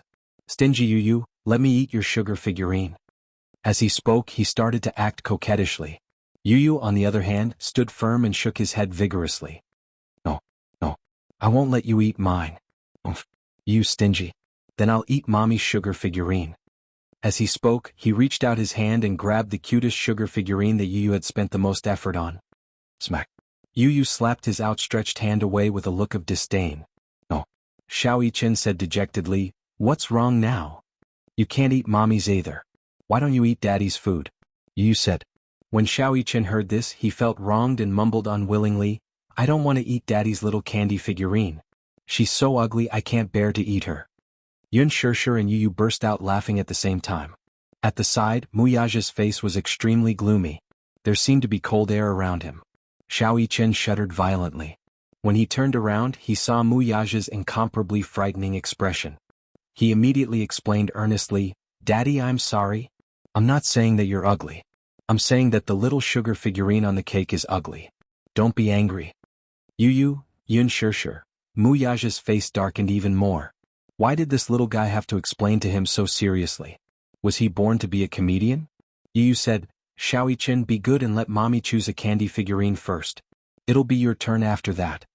As he said this, he turned around and said seriously, Mommy, pick a candy figurine and try it. Yun Shirshir said in surprise, Eh? Are you talking about the candy figurine standing on the cake? Yes. Can it really be eaten? She was still a little surprised. This was the first time she had seen a candy cake.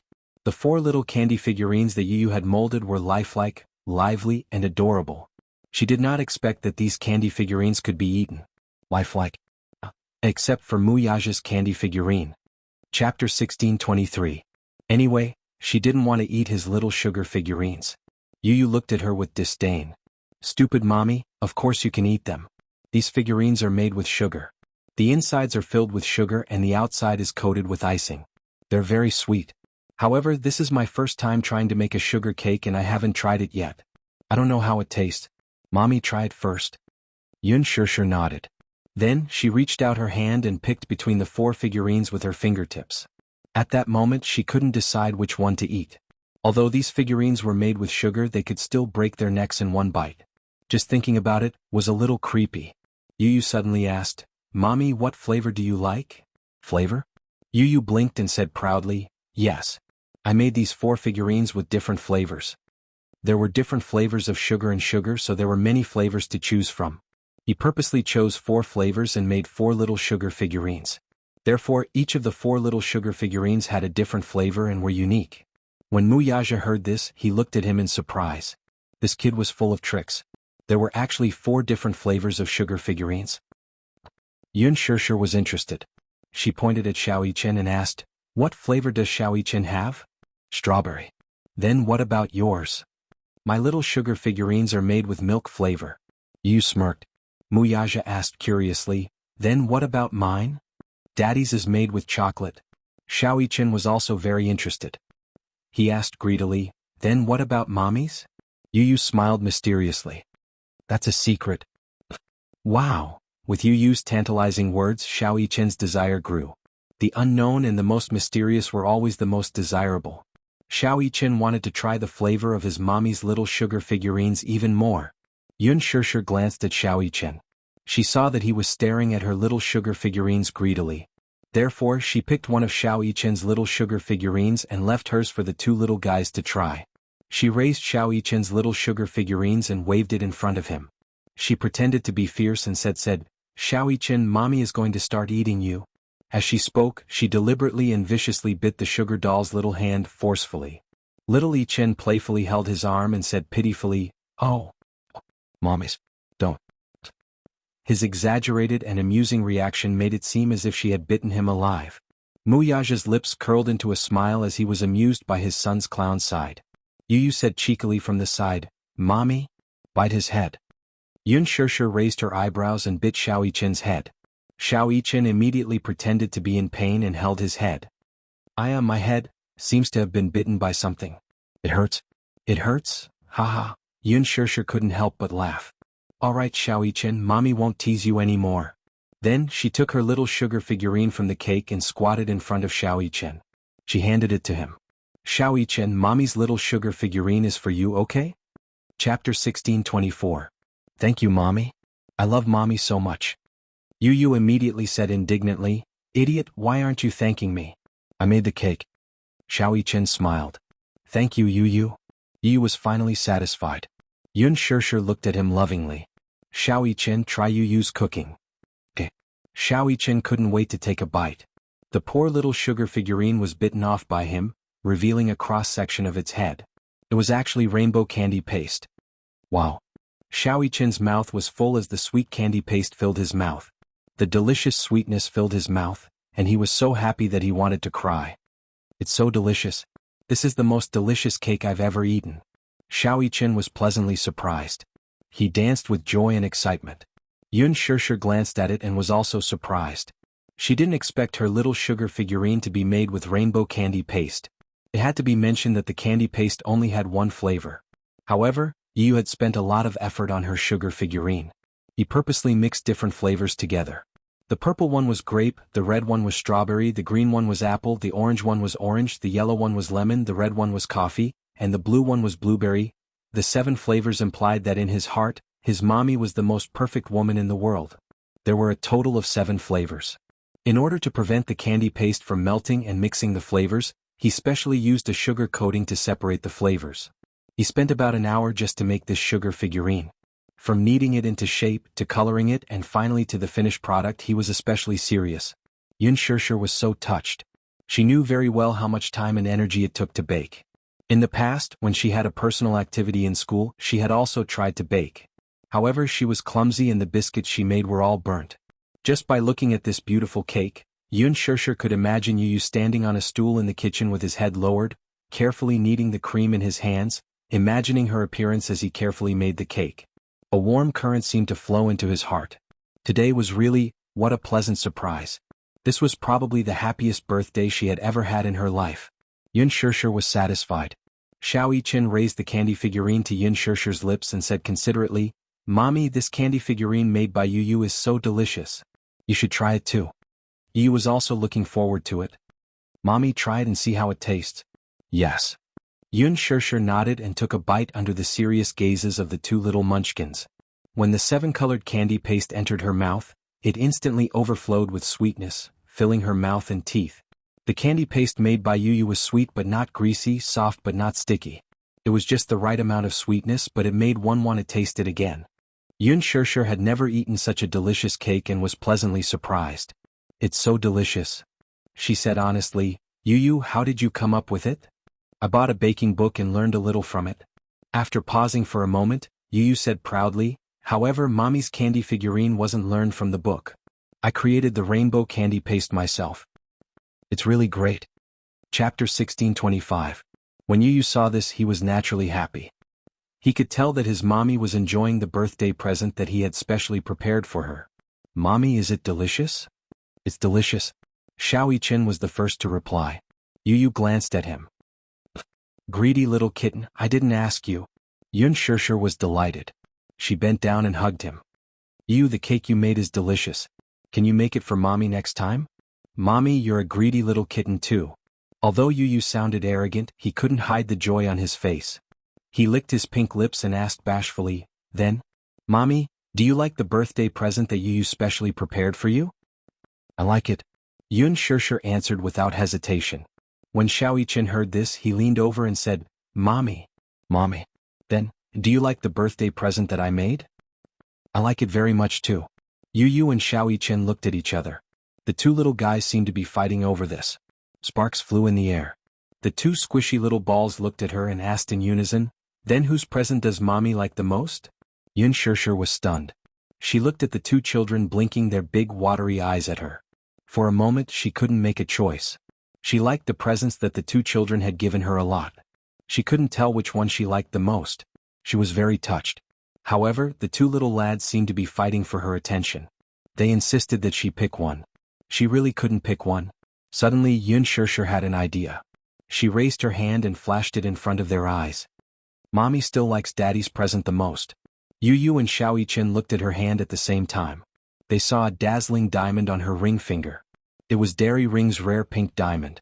It was extremely eye-catching. Yu had seen this custom-made diamond ring in a magazine. It was worth 8 figures. Pink diamonds were very rare. A 1-carat pink diamond was even more precious. When Xiao Yichen heard this, he immediately looked at Mu Yaja indignantly. He pouted and said unhappily, "So this is what Daddy prepared. How cunning." Yu asked, "Did Daddy propose to Mommy?" Yun Shirshir smiled and nodded. "Yes." Yu felt an inexplicable bitterness in his heart. He nervously grabbed Yun Shirshir's wrist and asked anxiously, "Then, what about Mommy? Mommy, did you agree to Daddy's proposal?" He had originally thought that his daddy had prepared a huge sum of money for his mommy to book the entire fairy tale valley and prepare a grand and romantic birthday party for his mommy, just like in fairy tales. Who would have thought? The real gift that daddy had carefully prepared was actually a proposal. For a moment, his feelings were complicated and he didn't know how to describe them. He was happy for his mommy, but he also felt an inexplicable bitterness and melancholy. He had clearly been looking forward to his daddy's proposal for a long time. He had also sincerely hoped that his mommy and daddy would be together forever and happily ever after. Why was it that after his wish came true, he felt a little worried and bitter? Yun Shirshir glanced at Yu. His pink lips were gently curved. He was clearly smiling, but it was not sincere. It was as if he was forcing himself to smile. Yun Shirshir was stunned for a long time. Then she slowly nodded and said gently, "Mommy agreed." Yu's mind went blank. His eyes flickered slightly. Mommy was getting married. Chapter 16:26. He didn't know if he should be happy or worried. There was a sense of disappointment in his eyes that shouldn't be there at his age. Yun Shirshir's smile froze when she saw his complicated expression. She looked at him and didn't know whether to laugh or cry. This little guy, why did he look so disappointed and melancholy that only a father would look when his daughter was getting married? She didn't know why, but when she saw Yu's expression, she felt an inexplicable heartache. This child probably couldn't bear to part with her. At the same time, he was worried that her marriage wouldn't be perfect and blissful enough. Or perhaps he was worried that that man wouldn't be able to give her the greatest love. Yu, are you unhappy? Yun Shirshir probed carefully and lowered her voice. Yu immediately shook his head. No. Mommy, don't think too much. In fact, Yu's disappointment wasn't because he couldn't bear to part with her. It was because he was afraid that his daddy wouldn't be like him, who would accept his mommy unconditionally and treat her like the apple of his eye.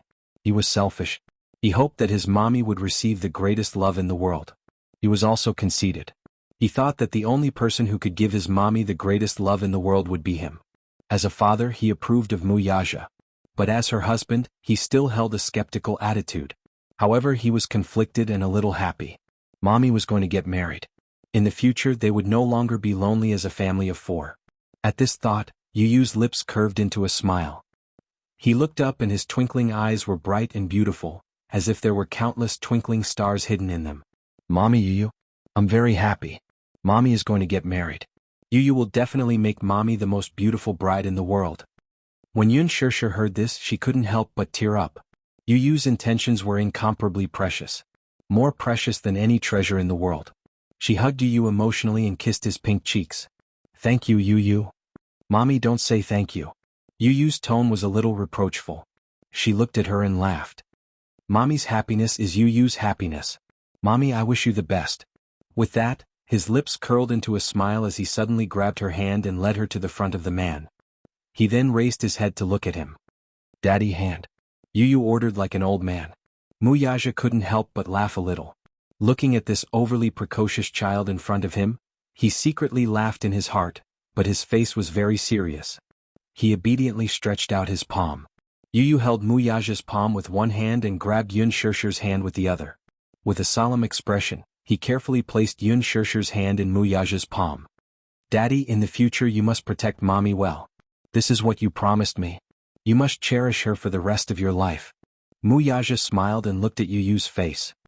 He said very seriously, Okay, I'll definitely do what I promised you. Yu then revealed a bright and beautiful smile. In the sky the fireworks were dazzling. On the tree-lined path the festooned cars were cruising. The crystal carriage stopped beside Yun Shirshir. Wuxia held her hand and got into the carriage. In the dreamy parade they gradually left. Yu silently watched the carriage leave, still in a daze for a long time. Chapter 16:27. He poked his head out and saw that Yu's eyes were slightly wet. Xiaoyichen smiled helplessly and his gaze softened. Yu, don't worry. If Daddy dares to bully Mommy, I won't let him off. I'll let him have a taste of my demonic skills from the special forces in a minute. As he spoke, Xiaoyichen waved his fist. Yu was amused by his words. He couldn't help but tease him. Do you think Daddy is a pushover? Xiaoyichen, forget it. You're still lacking in both intelligence and skills if you want to fight with Daddy. Xiaoyichen wanted to comfort him, but he ended up being snubbed instead. His mood instantly soured. Yu rubbed his eyes and said, Idiot, you're overthinking. I'm not worried that Mommy will be bullied. I'm just a little touched. Xiao Yichen was even more surprised. You're touched. In his heart, Yu had always been an extremely noble and cold existence. He was cunning and sharp-tongued, and he was extremely mature. However, today he saw the softest side of Yu's heart. All right. Let's go see the float parade. Xiao Yichen held his hand without any explanation. Yu nodded, and the two little lads walked in the direction of the float parade. On the float parade, Yun Shishir looked at the float parade that kept passing by. On the float parade, there were two actors dressed as the king and queen from the fairy tale. They were waving at the tourists by the roadside. Mu Yaja had spent millions to book the entire fairy tale valley and silently prepared a romantic proposal for her. Although he had booked the entire valley, it was still open to tourists. He wanted the whole world to be a witness to this proposal. Just like in the fairy tale, however, the reality was, Mu Yaja sat in the carriage and held his forehead in frustration. As the carriage passed by, the tourists excitedly followed it and took pictures with their cameras in their hands. Luckily, he and Yun Shishir were wearing masks. Mu Yaja, who was usually swift and decisive, suddenly felt a little embarrassed. How childish. In fact, he felt that such a proposal was a little childish for him. Since he was young, he didn't believe in fairy tales. How could there be such a dreamy love in this world? Therefore, he never dared to watch fairy tale movies and even scoffed at them. To him, love was realistic. In the past, he would have thought that it was childish to ask him to wear a prince's attire and create such a dreamy and beautiful atmosphere to propose to her. In the past, he would never have spent so much effort on a marriage proposal. Marriage was to propose to zzzzz. However, when he accidentally flipped through her diary, he discovered that there was a little princess living in this woman's heart. Moreover, she had a beautiful fantasy about the fantasy of fairy tales. It was just that she never mentioned it. The diary was written in elementary school. She probably felt that people would laugh at her if she told them about her dream. However, every girl wished to be a princess. At least a princess in the eyes of the man she loved. She wanted to be protected and doted on for the rest of her life. Therefore, he wanted to fulfill her dream of being a princess and give her a memorable and romantic proposal. Chapter 1628. But, sigh, Mu Yaja sat in the carriage, his body tense. Yun Shishir tilted her head to the side, not knowing whether to laugh or cry at this moment. She did not know whether to laugh or cry at the man's tense expression. Mu Yaja, do you feel embarrassed? She laughed and asked. It was indeed a little childish for such a noble and cold man to wear a prince's suit and sit in such a childish crystal carriage. Mu Yaja did not want to talk. Yun Shishir held his hand. Did you prepare so much in secret to give me a surprise? Mu Yaja patted her head. Are you happy tonight? Yes, of course I am happy. Yun Shishir looked down at the gown on her body and asked in confusion, where did you get this gown? It was custom made a long time ago. Mu Yaja said again, it was the main attraction of Chanel's spring fairy tale at the Milan fashion show. He liked it at first glance and had it custom made according to her size. Yun Shishir was so touched that she could not speak. Sometimes Yu and Mu Yaja, this father and son pair, really had a strong similarity. On the surface, the two of them looked very noble and elegant, with cold expressions and cold gazes. However, sometimes when they were with their loved ones they were so warm. Mu Yaja really warmed her heart this time. Mu Yaja? Yun Shishir held his arm and blushed shyly. I love you. Mu Yaja lowered his head and looked at her. His eyes were full of love. The night scene was charming and the stars were bright. Yun Shishir looked out of the window and felt very satisfied. At the side, Mu Yaja saw that the night had turned cold. He took off his jacket and draped it over her shoulders. Hugging her shoulders, he asked, have you finished filming for today? At the mention of this, Yun Shishir's expression darkened. She sighed and replied dejectedly, No. I didn't perform well today, so I was scolded badly by Director Gu. You didn't perform well? Mu Yaja asked suspiciously, not in good condition? Yes. Yun Shishir had just nodded when she suddenly remembered the reason why she didn't do a good job today. She was stunned. Facing him, she suddenly felt very guilty. Mu Yaja found out about what happened on set today and found out about Hua Jin. What would they think of her? Would he misunderstand that she was having an affair with another man? When she thought about how Mu Yaja had parachuted onto the set and coincidentally met Gu Xingzi to revise with her, Yun Shishir still felt an inexplicable lingering fear. She didn't want him to know about this. She was afraid that he would misunderstand. She didn't want him to misunderstand. But if she didn't say it, she would feel inexplicably guilty. Mu Yaja saw that she kept her head down and didn't know what she was thinking. Suddenly he said in a deep voice, sure, don't act anymore. Marry me and be my wife. I will take care of you. Yun Shirshi's expression suddenly froze. She lifted her head and looked at him in disbelief. I'm serious. Mu Yaja gazed into her eyes. Her bewilderment was reflected in his deep gaze. Mu, Shu, let me finish. Chapter 1629. He hugged her. His gaze was filled with longing and his eyes were filled with longing. You don't know how much I missed you in the 2 weeks that you were not around. That one sentence made her heart race. His seductive voice whispered into her ear, and his warm breath blew on her cheek, causing her heart to feel a little itchy. It was just a simple sentence, but it was full of deep meaning. Yun Shirshir clenched her fists nervously. She was so embarrassed that her face and ears were red. She missed him too. However, other than filming, she spent most of her time memorizing the script. After filming started, there were some changes that needed to be made. Her character's lines had to be changed a lot. Hence, she spent a considerable amount of time memorizing the script. But she didn't want to. She had tried to ask Gu Xiaoyang for leave so that she could go home and spend time with her child and him. But her request was heartlessly rejected. Qin Zhou had also advised her not to ask for leave so often when filming had just started. Otherwise, the rest of the crew would misunderstand that she was enjoying special privileges. There were many people in the crew. Anything she said would be especially sensitive. If she wasn't careful, she would attract a lot of criticism. Seeing that she didn't respond, Mu Yaja grabbed her chin unhappily and narrowed his eyes. Don't tell me that you're just going to let me stay in an empty room all by myself? Stay in an empty room all by himself?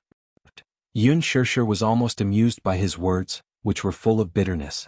Hey, what do you mean by staying in an empty room all by myself? Yun Shirshir didn't know whether to laugh or cry at his resentful tone. Hey Mu Yaja, stop fooling around. I'm not fooling around. Mu Yaja frowned. He really didn't want her to continue working in the entertainment industry. That kind of place was too messy. It was a place where people indulged in luxury and materialistic desires. Regardless of whether they were men or women, it was a place where people abandoned all restraint. Although the entertainment industry was called the entertainment industry, what was it actually? It was just a backyard for the capitalists, a place for the rich and powerful to enjoy and play as much as they wanted. It was no longer that pure. In this day and age, those who could make a name for themselves in the entertainment industry were all backed by rich people. On the surface, it looked like a game between celebrities. In fact, the ones who were really playing the game were the capitalists behind them. She liked acting, that was fine, but he didn't want her to treat it as a career. Previously, he had thought that since she liked to perform, even though he didn't like her entering the entertainment industry and pursuing such a career as her man, he shouldn't interfere with her. He should give her the greatest freedom to a certain extent. But now he felt that he couldn't do that.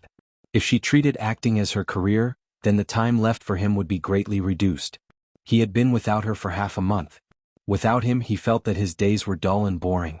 He missed her. No matter if it was his body or mind, he missed her crazily. He was beyond redemption. He missed the days when he hugged her to sleep. Now, whether he closed his eyes or opened them, the side of the bed was empty. The huge room gave people a feeling of desolation. In the past, when she was at home, he would always feel warm whenever he came home. But now, when he opened the door, he felt that the house was a little less lively.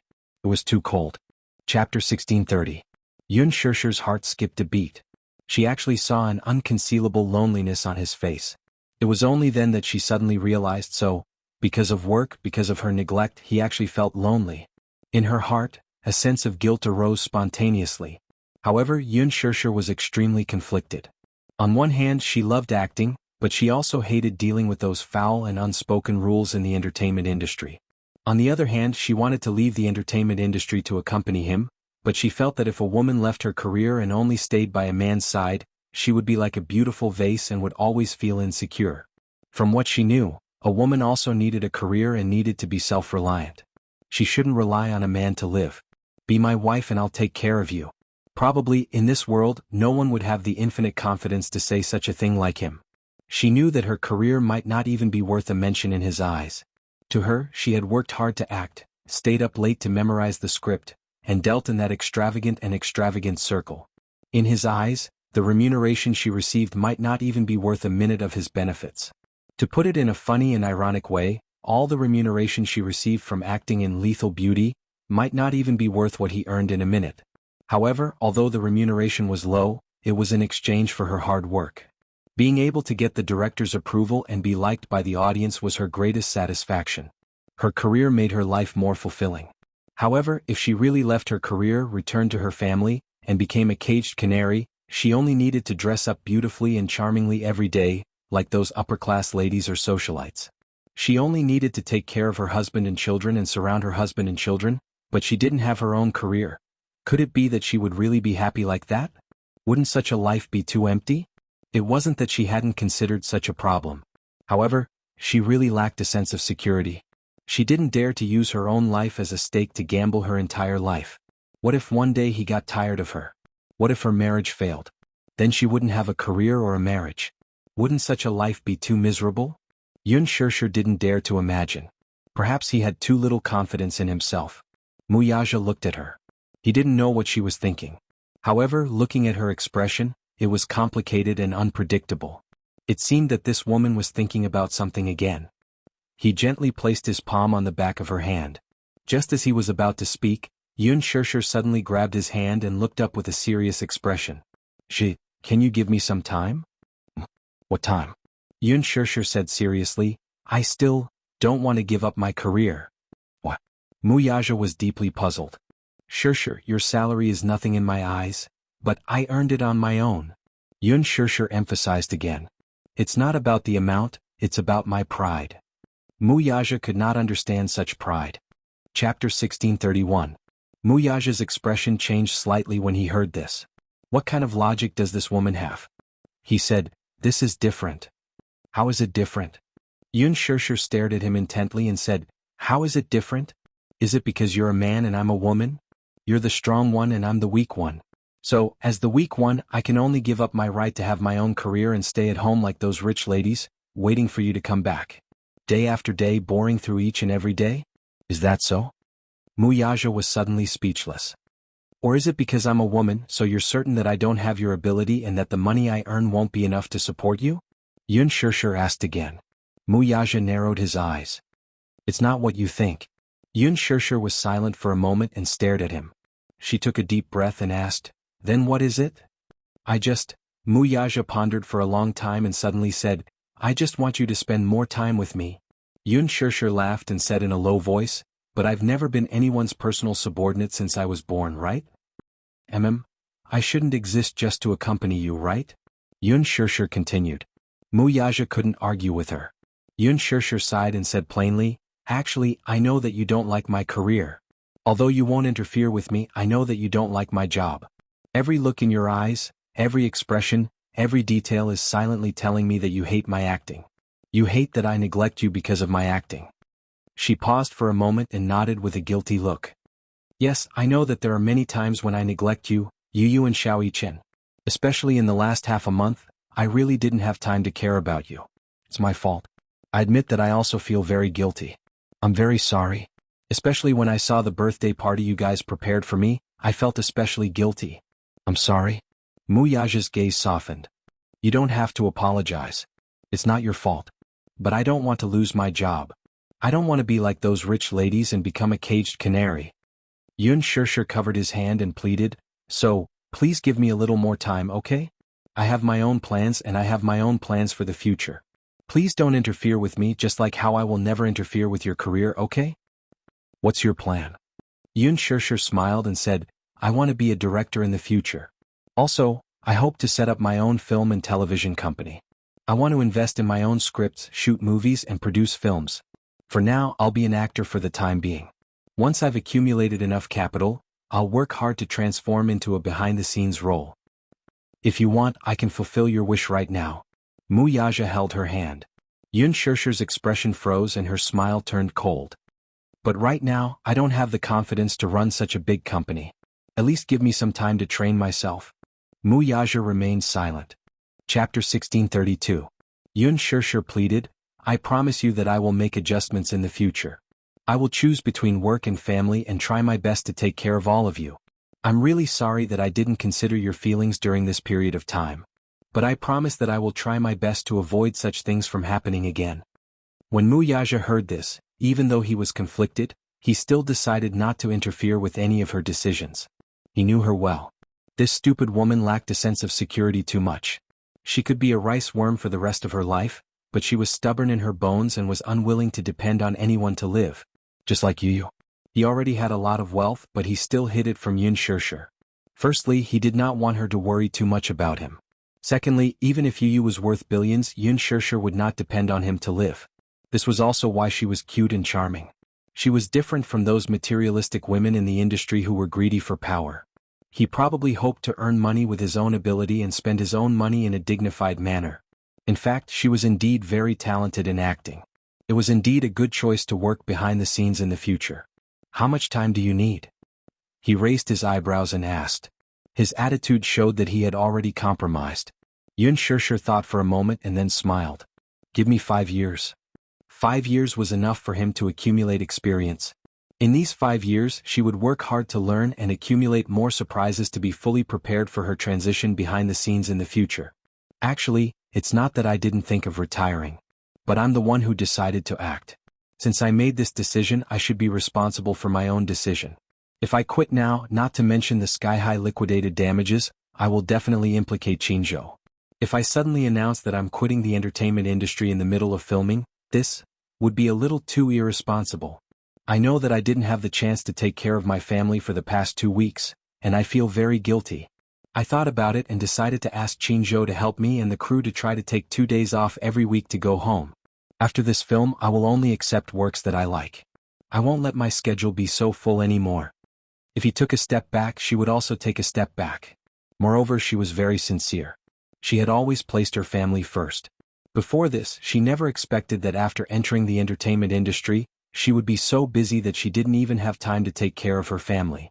She had originally planned to focus on her family after filming The Green Apple, and occasionally take on a few projects that she was interested in. During this process, she would work hard to study screenwriting and directing. Between acting and directing, she was more interested in directing.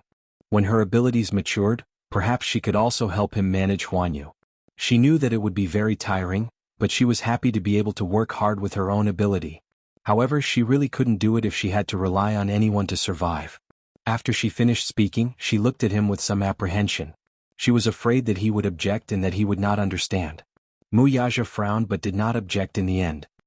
He curled his thin lips and looked at her gently. He raised his hand and gently stroked her head with a doting smile. Good.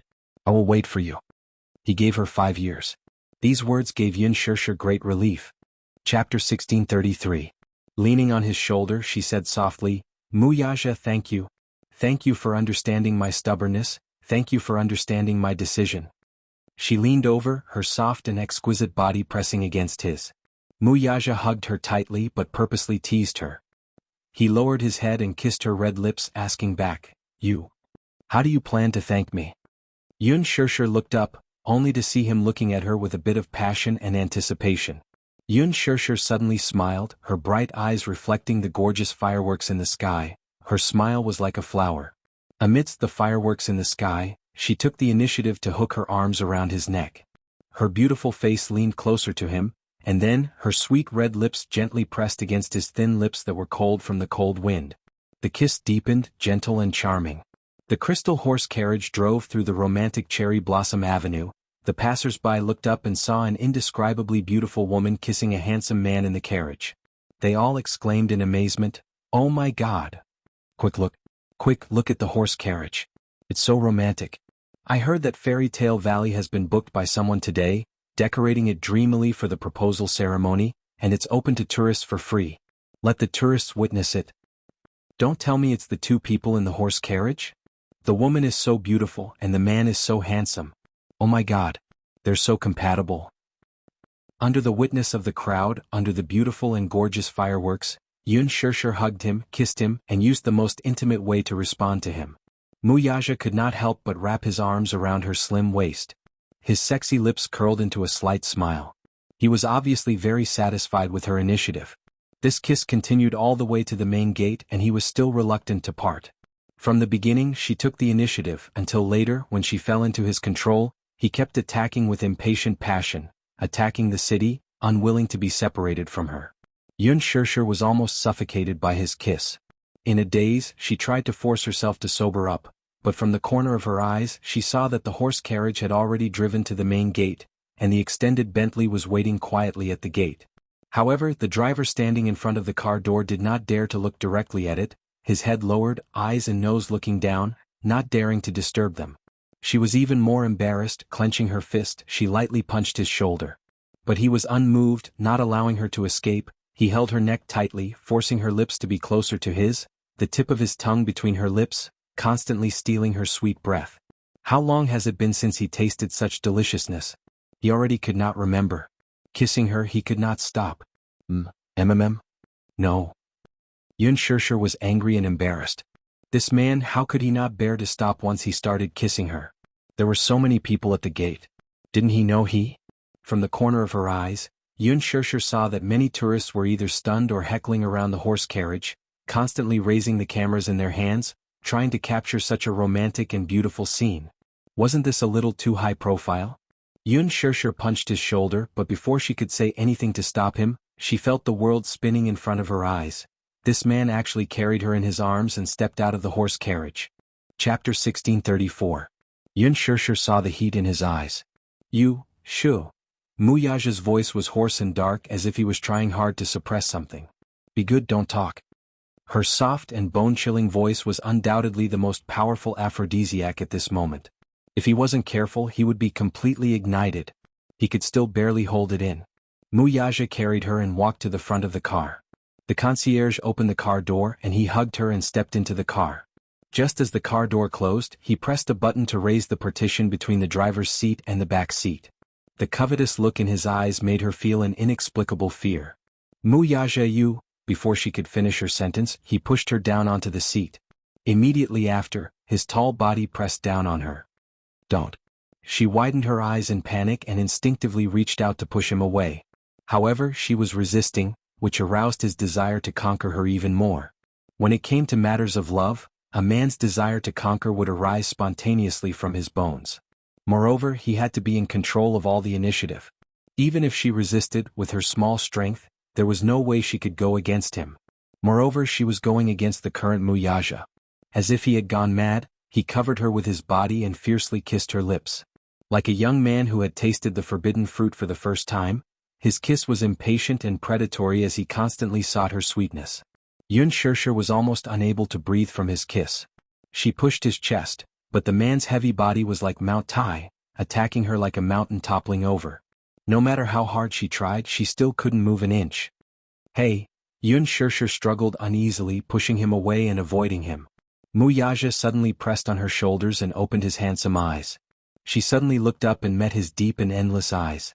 The heat in his eyes fell on her face as if it would burn her. He looked back at her. She stared at him, her eyes as helpless as a fawn's. Her charming eyes were like silk, and her beautiful peach blossom eyes were overflowing with light, rippling with gentle and beautiful emotions. Especially at this moment, it was as if her face was smeared with a layer of rouge. It was so damn charming. The sight of her caused him to feel as if a wave of terrifying numbness was spreading along a certain part of his body, causing his tendons and bones to soften and spread throughout his entire body. He wished for nothing more than to ruthlessly eat her up at this very moment. Looking into his dark eyes, it was as if there were two flames burning fiercely, as if they were going to devour her soul. However, in the end he managed to maintain his last bit of rationality. Muyaja tried his best to control himself, suppressing the impulses in his body that were ready to explode. He hugged her, but he did not dare to move any more. Hugging her tightly, his heavy breaths echoed in her ears, one after another, like a ferocious beast eyeing its prey, constantly letting out heavy breaths. She was shy and helpless as he pinned her under his body. Similarly, she did not dare to make any rash movements.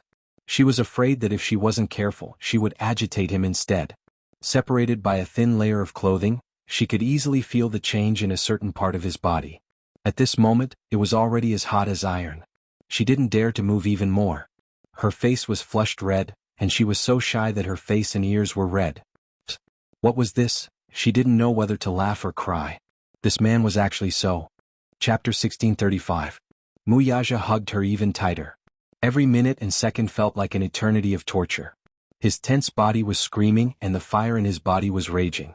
Every second he endured, his breathing became heavier. Who knew what he was enduring? Enduring wasn't his style. If it were in the past, he would have wanted to skin her alive and integrate her into his bones and blood. However, he was afraid of scaring her. He knew very well that this woman did not like to do it in the car. So, to take care of her feelings, he had to endure until they reached the hotel. However, enduring like this was really torturous and painful. The thin layer of sweat on his forehead was seeping from his skin, silently telling her how much pain he was in. Yun Shirshir did not know whether to laugh or cry, and her heart ached. After not seeing her for half a month, he really missed her. Whether it was his body or his heart. Damn it, he missed her. From his tense body and the fiery temperature, she could feel how hard this man was enduring at this moment. She hugged him tightly, and her heart could not bear to see him like this. Therefore, she held his handsome face lovingly and kissed him encouragingly between his eyebrows. "Thank you," she said sincerely. "Thank you for doing so much for her. Thank you for giving in and changing for her." He used to be such a proud man, but for her, he kept changing and giving in. "Kiss me." His dark eyes were burning brightly as he stared at her face and said to her. Yun Shirshir smiled and kissed his thin lips. However, he was not satisfied. He kissed her lips deeply as if he could use this to cool down his burning body and mind. Unexpectedly, this kiss was so inseparable that they kissed all the way. When the car stopped at the entrance of the hotel, he hugged her. The person in his arms was already in a daze from his kiss, and she did not know where she was from. When they were outside the car, the chauffeur gently knocked on the car window and said carefully, "Siomu, we've arrived." Only then did the two people in the car wake up. He left her lips only to see her face in a daze. Her face was tender and naive, but it made her even more charming. She, on the other hand, felt a little dizzy from his kiss. When she left his lips, her eyes were slightly narrowed and the world was spinning in front of her eyes. His kissing skills were improving day by day, and in front of him she was like a pitiful newbie. She was still a little inexperienced and was controlled by him, allowing him to dominate her. He couldn't help but smile as he lightly patted her face. "We're here, little fool." Yun Shirshir was still in a daze. She opened her eyes and looked around. When she pulled open the curtains, she realized that the car had stopped. She asked dizzily, "Where is this hotel?" Just as he finished speaking, before she could regain her senses, he pulled her into his arms and got out of the car. She let out a soft, "Ah." At the entrance of the hotel, rows of waiters stood respectfully. Under everyone's gaze, he carried her in his arms and walked through the door grandly. Once again, Yun Shirshir was so embarrassed that her face was burning red. Why was this man so high profile? Couldn't he keep a lower profile?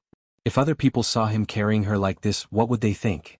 She gently hit his shoulders and said softly, "Hey, can you put me down? I can walk on my own." Chapter 1636.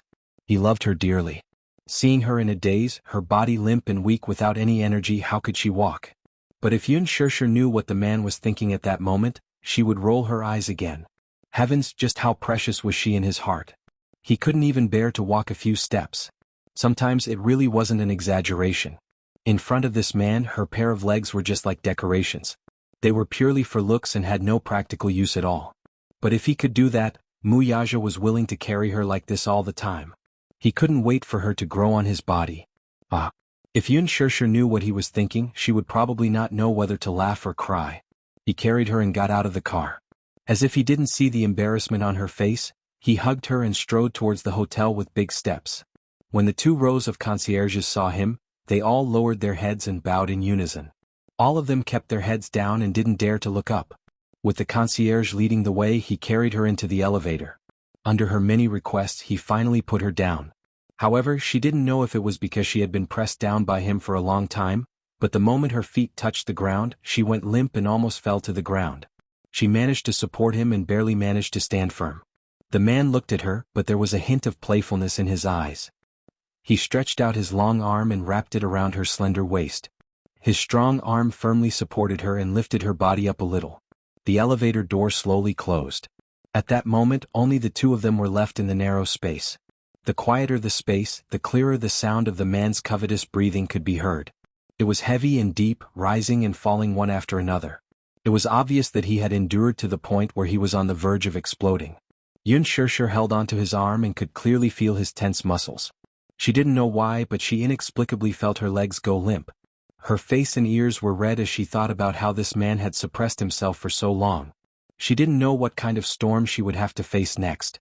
Because of that, she felt a little uneasy and didn't know what to do. The hotel building was 30 stories high. The suite he booked was on the 28th floor. The floor numbers jumped and the elevator continued to climb. At the same time, the temperature in the elevator also rose. Yun Shirshir sensed that his body was getting hotter and hotter, and she silently wanted to hide to the side. However, he immediately noticed her subtle movement and abruptly grabbed her waist. He snorted, "What are you hiding for? I won't eat you." Would it eat her up? She couldn't help but question his words. This man was truly a monster. It was as if he had an inexhaustible amount of energy and he never felt tired at all. How could he be so powerful? She had heard that most men would only be able to last one night in bed before they would be exhausted. However, this man only needed to recharge his energy for a short period of time, take a shower and change into a suit. Then, he would return to his work in high spirits with the demeanor of an elite of the empire. Wasn't he tired? Or was he born with great physical strength? According to her observation, this was under the condition that he was conservative. Every time he still had some reservations in bed, she was already being tormented to the point where she was about to fall apart. If he didn't hold back, what would happen? Chapter 1637. Yun Shirshir couldn't control herself from letting her imagination run wild. When she came back to her senses, she clenched her fists tightly. She was secretly annoyed at herself for thinking of such a dirty question. On one hand, she forced herself to stop thinking about it. On the other hand, she was extremely curious about this man's physical potential. Was he too strong or was she too weak? This was a problem. As Yun Shirshir thought about it, she blushed and pursed her lips. She felt that her moral integrity was almost eaten up. She could even seriously probe into such a question. She really didn't know shame. Muyaja glanced at her from the corner of his eyes and saw that her cheeks were flushed red. She was secretly sizing him up while holding her burning hot face. She looked like she didn't know what to do. He didn't know what kind of nonsense was going on in this little head of hers. There was obviously something wrong with her expression. Hence he asked, "What are you thinking about?" His sudden voice had startled her. She suddenly raised her head and shook her head guiltily. She hurriedly said, "I'm not thinking about any messy questions." Muyaja squinted his eyes suspiciously. She was giving herself away. This stupid woman. He didn't say anything but she was so nervous. Her words were obviously trying to cover it up. Yun Shirshir had just finished her words when she suddenly realized what she meant by not thinking about any messy questions. She had said such strange words and it would only make him more suspicious. She was so embarrassed that she was about to die. She was as childish and ridiculous as a child. Perhaps it was because she wasn't a match for this man. She had never been good at hiding her thoughts. If there was anything, she didn't know how to hide it properly. Hence, she had become a joke to him. He suddenly closed in on her and wrapped his arms tightly around her waist. Step by step he pressed on. "Tell me honestly, what kind of nonsense are you thinking about?" I'm really not thinking about any nonsense." The more Yun Shirshir said, the less confident she was. Even she wouldn't believe what she said. As for this man, his skills were so much higher than hers. Obviously he wouldn't believe what she said. Hence, he leaned over slightly and got closer to her face. Sticking close to her ear, he said seductively, "Say it. Otherwise I'll do you right now." His words were obviously laced with danger. Yun Shirshir suddenly looked up and met his threatening eyes. She flew into a rage out of humiliation. "You. I didn't just say that." Muyaja smiled like an experienced hunter. His elegance and calmness were akin to that of a prey trapped in the palm of his hand.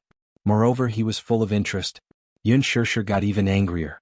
However, under his threat, she lowered her head and said unwillingly, "Nothing much. I'm just curious about one thing, that's all." "What? You?" She took a deep breath. "You never seem to get tired?" Muyaja was stunned. Suddenly he was amused by her serious look. He immediately guessed what she was secretly probing. "What are you laughing at? You little fool. You're too weak." The elevator door opened. He took her hand and strode into the room. He walked so fast that she stumbled behind him, unable to keep up. Muyaja. Chapter 1638. Don't. The door wasn't closed yet. However, what she got in return was the man's kiss. It was as if at this moment, the emotions that had been suppressed for a long time had finally been released. For the past half a month, including the journey from Fairy Tale Valley to the hotel, he had been trying his best to restrain himself so that at this moment, he would not hold back at all. He lowered his head, pressed down on her shoulders and kissed her deeply. The ferocious and predatory energy was comparable to when they were in the car just now. In fact, it was even more ferocious. Even though she repeatedly cried out in surprise, she could not resist him. He pressed his lips against hers and swallowed all of her resistance and rejection into his stomach. Previously, to take care of her, he had tolerated himself. However, now that they were here, it was the world where he could do whatever he wanted. He did not need to care about those trivial matters, and he did not need to suffer any more. Now, he only needed to think about how to properly taste her goodness. In an instant, he had filtered out more than 10 positions in his mind. Just as his fingertips touched her skin, he felt a burning sensation and kissed her fiercely. In the past half a month, he had missed her so much that he had missed her so much. He was also surprised that he could actually control himself and not fly to the set to look for her. This woman had a unique charm. Once he had tasted her, he would never forget her. No matter what, he would always be able to recall her sweetness. In this world, other than her, there was probably no other woman who could be so compatible with him. As he kissed her, it was as if he was reminded of the time when he had her. That carefree and unrestrained feeling was still vivid in his mind. When he touched her, it was as if he was bewitched and could not get rid of it. Door? As Yun Shirshir struggled, she tried her best to remind him that he seemed to have something that he had not done. However, Muyaja was a little impatient. His long arms stretched out and with a click, the door was successfully closed as she wished. When she saw this, she heaved a sigh of relief. In the next second, she was lifted into the air. He actually reached out and his strong arm held her up steadily. At this moment, she was facing him with her back against the entryway, but her whole body was lifted into the air by him. "Look at me." Muyaja reached out a hand and grabbed her chin, forcing her to look at him. "Look at me." Yun Shirshir looked at him and her gaze froze. "Stupid woman, you should concentrate now." He was a little dissatisfied that she was distracted by unimportant things, so there was some displeasure in his eyes. "All of your time tonight belongs to me." After saying that, he steadied her and withdrew from her. The emotions that he had been suppressing for a long time were already clamoring to the extreme. With a ferocious ferocity, he practically charged straight into her. He didn't give her any room to breathe. He pressed her down and took her for himself. Ferocious, he was as ferocious as a wild beast. He wanted her, he wanted her, he wanted her, he wanted her, he wanted her, he wanted her. Even though she was prepared for it, she was still frightened by such a shocking impact. After he was done, he panted heavily and hugged her, not willing to let go. Holding her in his arms, he walked to the living room, sat on the sofa, and continued what he had yet to enjoy. Chapter 1639. The battle lasted until midnight, but the man was still not satisfied. He fully displayed his seemingly inexhaustible stamina, and it was as if he wanted to use this night to vent all his longing for her for the past half a month. When he was aroused, he kept calling her name and she kept responding to him. At first, she tried her best to cooperate with him, but later on, she was so tired that she gradually lost her stamina. The battle was close to madness, and the smoke of gunpowder filled every corner of the bedroom. She only felt that the world had gone crazy. The sky was spinning and the earth was moving. The whole world seemed to be collapsing and the earth was shaking. All her rationality was ethereal, and it was difficult for her to return to her shell.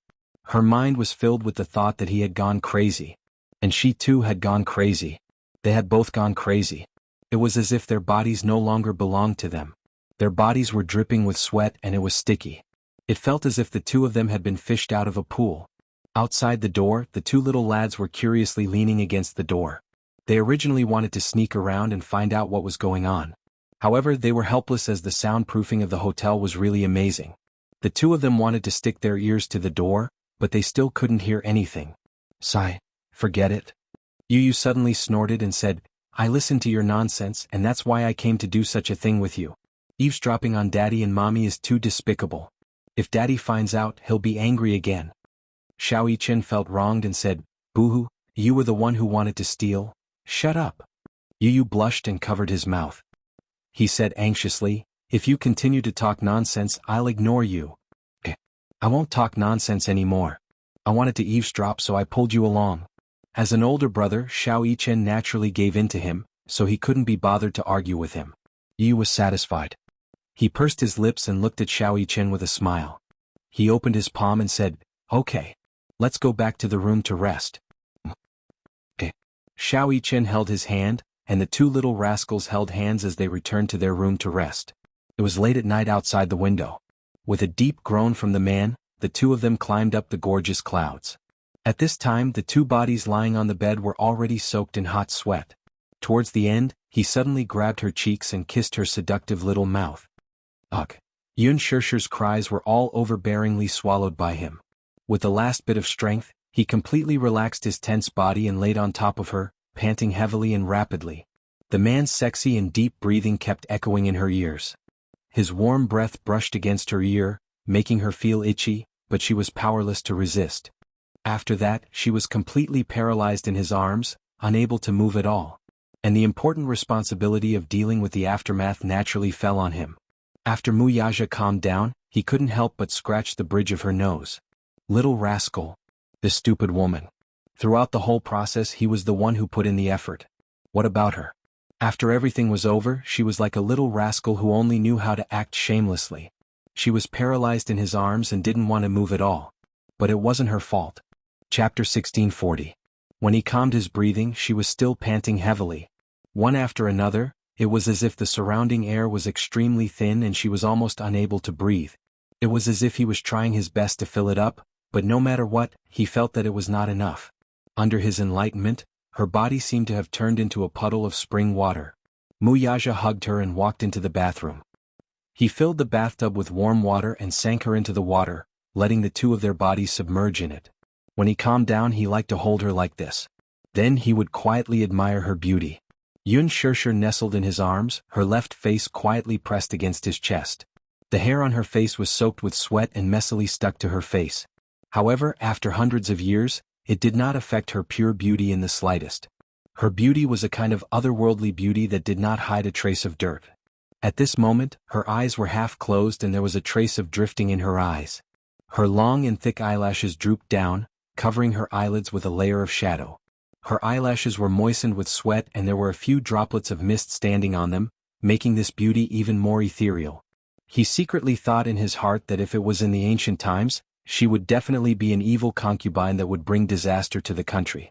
She would definitely be the kind of beauty that would cause chaos in the imperial court. So much so that for him who had always had a firm heart, in that moment, a cold thought suddenly floated in his mind. He might as well just die on top of her. Muyaja helped her clean up and at the same time, he still could not control himself from entangling with her lips. Yun Shirshir, however, was enjoying his gentle intimacy. She hooked her arms around his shoulders and responded to his kiss. Occasionally she would stick out the tip of her tongue and poke him. Muyaja originally wanted to teach her a lesson, but just as he carried her upright, this pitiful little woman was so wrong that she was begging for mercy. I really can't do it today. I will be killed by you here. Let me go, please. I don't want it. I really can't want it anymore. Seeing her so pitiful, Muyaja showed mercy and dispelled the thought. After the two of them had taken a shower, he wiped her clean and carried her back to the bedroom. After getting on the bed, Yun Shirshir comfortably rested her head on his arm and fell asleep soundly. This sleep was peaceful and steady and it was actually a dreamless sleep. Early in the morning, he was woken up by the urgent ringing of the phone in the living room. Yun Shirshir was still sleepy, but Muyaja was suddenly woken up. He put on a bathrobe and walked to the living room. He saw that it was Yun Shirshir's phone ringing in her handbag. He picked up the phone and heard Qinzhou's voice on the other end. Shirshir, where are you? Yesterday the crew found out that it was your birthday and wanted to celebrate with you, but you disappeared without a trace. Muyaja's brows sank slightly when he heard the manager's voice. She's with me. These 5 words were a high-profile declaration of sovereignty. In his eyes, Qinzhou was undoubtedly a big love rival. It was a heinous crime to divide up the time that they spent together. Before Yun Shirshir could respond, Qinzhou heard Muyaja's deep voice and was so shocked that he almost threw his phone away. After a short moment of shock, Qinzhou laughed. Chairman Mu. Ah, so Shirshir is with you. I'm relieved. Shirshir is now? She's still sleeping. Chapter 1641. The words "too tired" left enough room for one's imagination to run wild. The corners of his lips twitched. He could almost guess the reason behind her "too tired." They hadn't seen each other for more than half a month. They must have been busy until late last night. Qinzhou looked down and cleared his throat. Then he said awkwardly, "Okay. But I won't disturb Chairman Mu's rest. By the way, please send my regards to Yun Shirshir on my behalf. Happy birthday." Muyaja, however, replied, "You can say that to her face. I'm never in charge of passing on messages." Qinzhou. His tone was so harsh early in the morning. Just a few words and it was full of tension. It seemed like he was implying that he was blaming him for making her schedule too full. There was clearly a hidden meaning in his words. Qinzhou awkwardly exchanged a few more words before hanging up the phone. After giving it some thought, he realized that he had indeed made her schedule too full recently. After reflecting on it, he made another call to rearrange her schedule. Mu Yaja hung up the phone and returned to his room. In the afternoon, Yun Shirshir was jolted awake by the noisy ringtone of her phone. She abruptly woke up from the ringing of the bell. She opened her eyes and heard the ringing of the bell. She turned her head and realized that the phone in her handbag had unknowingly been placed next to her pillow. She calmed her disturbed state of mind. Just as she raised her hand and was about to grab her phone, she was suddenly shocked by the feeling of accounting coming from the joints of her arm. It's so sore. Yun Shirshir frowned and mumbled. She endured the pain and picked up the phone. Yun Yeching's apologetic voice came from the other end. Shirshir, are you free this afternoon? This afternoon? This afternoon? Yun Shirshir looked around the room. Only then did she recall the madness last night and where she was at the same time. The curtains in the room were closed, so she could not see the weather outside the window, nor could she tell what time it was. However, based on her sense of time, she knew that it was very late. When she turned around, the side of the bed was already empty. She didn't know when the man had left. From this, she could deduce that it was already late. Yun Shirshir held her phone and her face suddenly turned pale. As she remembered that she had a scene this afternoon. Only then did Yun Shirshir remember that she still had to film a scene today. Yesterday, her scene with Hua Jin had not been completed. Logically speaking, she still had to shoot another scene today. And now it must be almost noon, right? Oh my God. She had slept so deeply that she had wasted so much time. Why didn't that man remember to wake her up? She had a lot of work to do in the afternoon. She didn't know if she could make it in time. Shirshir? On the other end, Yun Yeching's voice snapped her out of her daze. Yun Shirshir suddenly came back to her senses and smiled. Daddy, I'm listening. I should be able to get to the train station this afternoon. However, I have a lot of luggage so it's not very convenient. So, I wanted to ask if you have time to come over and help your uncle. After saying this, he paused for a moment before quickly adding, It's okay if you're really busy. If you really can't make it, you can take a taxi back. Yun Shirshir was a little conflicted. She had a scene in the afternoon. However, she really couldn't bear to see her father rushing, so she asked, What time will you reach the station in the afternoon? Chapter 1642. Alright. Don't worry, give me a call when you arrive and I'll come over to pick you up. Do you have anything on in the afternoon? If you have something to say, then just let it go. The man persisted, still thinking of her best interests. Yun Shirshir laughed. What can I have on? Dad, don't worry. I'm free this afternoon. He smiled, feeling touched by her thoughtfulness. After giving her a few more words of advice, he hung up the phone. She looked at the time and saw that it was 11:30 p.m. Hence, she hurriedly dialed Director Gu's number. She wanted to ask when the afternoon shoot would end, but the man politely said, Shirshir, it was your birthday yesterday. I wanted to arrange for everyone in the production team to celebrate your birthday, but unfortunately, I don't know where you went afterward. Since it's your birthday, I'll give you 2 days off. Have a good rest today and tomorrow. Report to the production team the day after tomorrow. The man's kind words gave her a huge shock. To be honest, she was a little dumbfounded. In reality, she had called Gu Xiaoyang to ask for a day off, but when she thought about how she had left the set without permission yesterday, she braced herself for a harsh scolding. Trembling with fear, she waited for Gu Xiaoyang to give her a good scolding. After all, the production team clearly stated that no one was allowed to leave the set without permission. It was the same as clocking in at work. One was not allowed to leave without permission. Yesterday she had left the set without saying a word. Logically speaking, Director Gu would definitely criticize her for speaking on her own. He would also give her an appropriate punishment. In the end, he would make an announcement to the entire set to punish her as an example to others. However, he didn't expect Gu Xiaoyang to be so reasonable after this phone call. He even approved 2 days of leave. 2 days of leave. Did the sun rise from the west? This was a rather luxurious treatment that only A-list stars or protagonists could enjoy. Yun Shirshir was ecstatic. Although she had an unfinished scene and felt a little uncomfortable with the unfinished work hanging there, these few days were indeed too tiring for her. She needed time to rest properly. After half a month of continuous filming, she was already exhausted.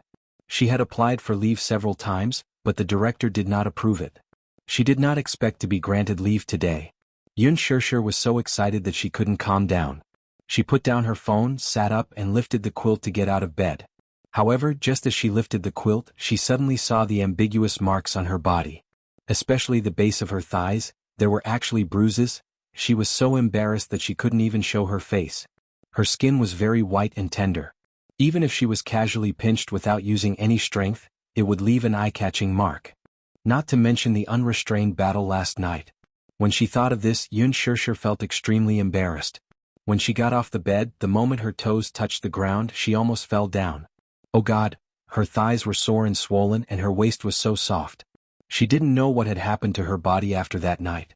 When he got off the bed, his whole body was in a daze, and there was even a faint feeling of lack of oxygen. Rather than saying that he was crushed by the wheels, it would be more appropriate to say that his entire body felt like it was falling apart. At this moment, even moving his arms was strenuous. Yun Shirshir calmed down, gently massaged her waist, took a deep breath and got off the bed. Chapter 1643. Pushing open the door, she was greeted with a room filled with warm sunlight. The sun was shining brightly outside the window.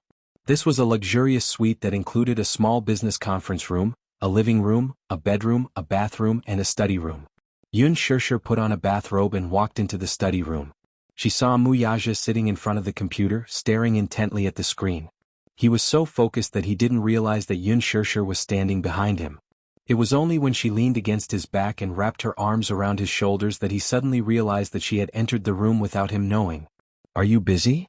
Yun Shirshir rested her chin on his shoulder and looked at the computer screen in front of him, only to realize to her annoyance that the files on the screen were actually a series of densely packed financial reports.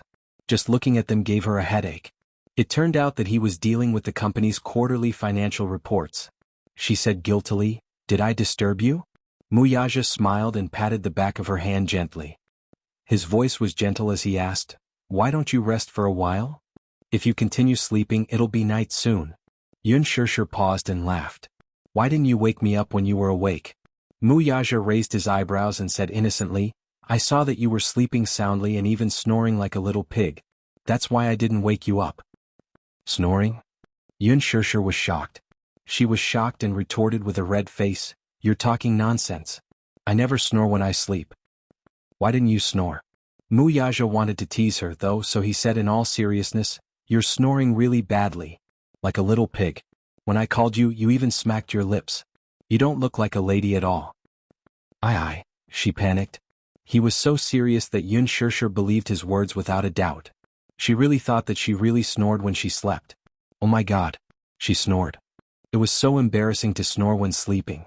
In her impression, snoring while sleeping was a coarse behavior that only middle-aged men would have. She had always valued her bearing. When she thought about how she had actually snored and let this man hear it for a moment, she only felt her cheeks burning. It was incomparably embarrassing. Feeling conflicted, Yun Shirshir bit her lower lip. She wanted to cry but had no tears. Pouting, she carefully defended herself. "Actually, it's normal for people to snore sometimes. Sometimes when people are too tired, they will snore when they sleep. Don't." Halfway through her words, she felt embarrassed. She wanted to say that he didn't mind her.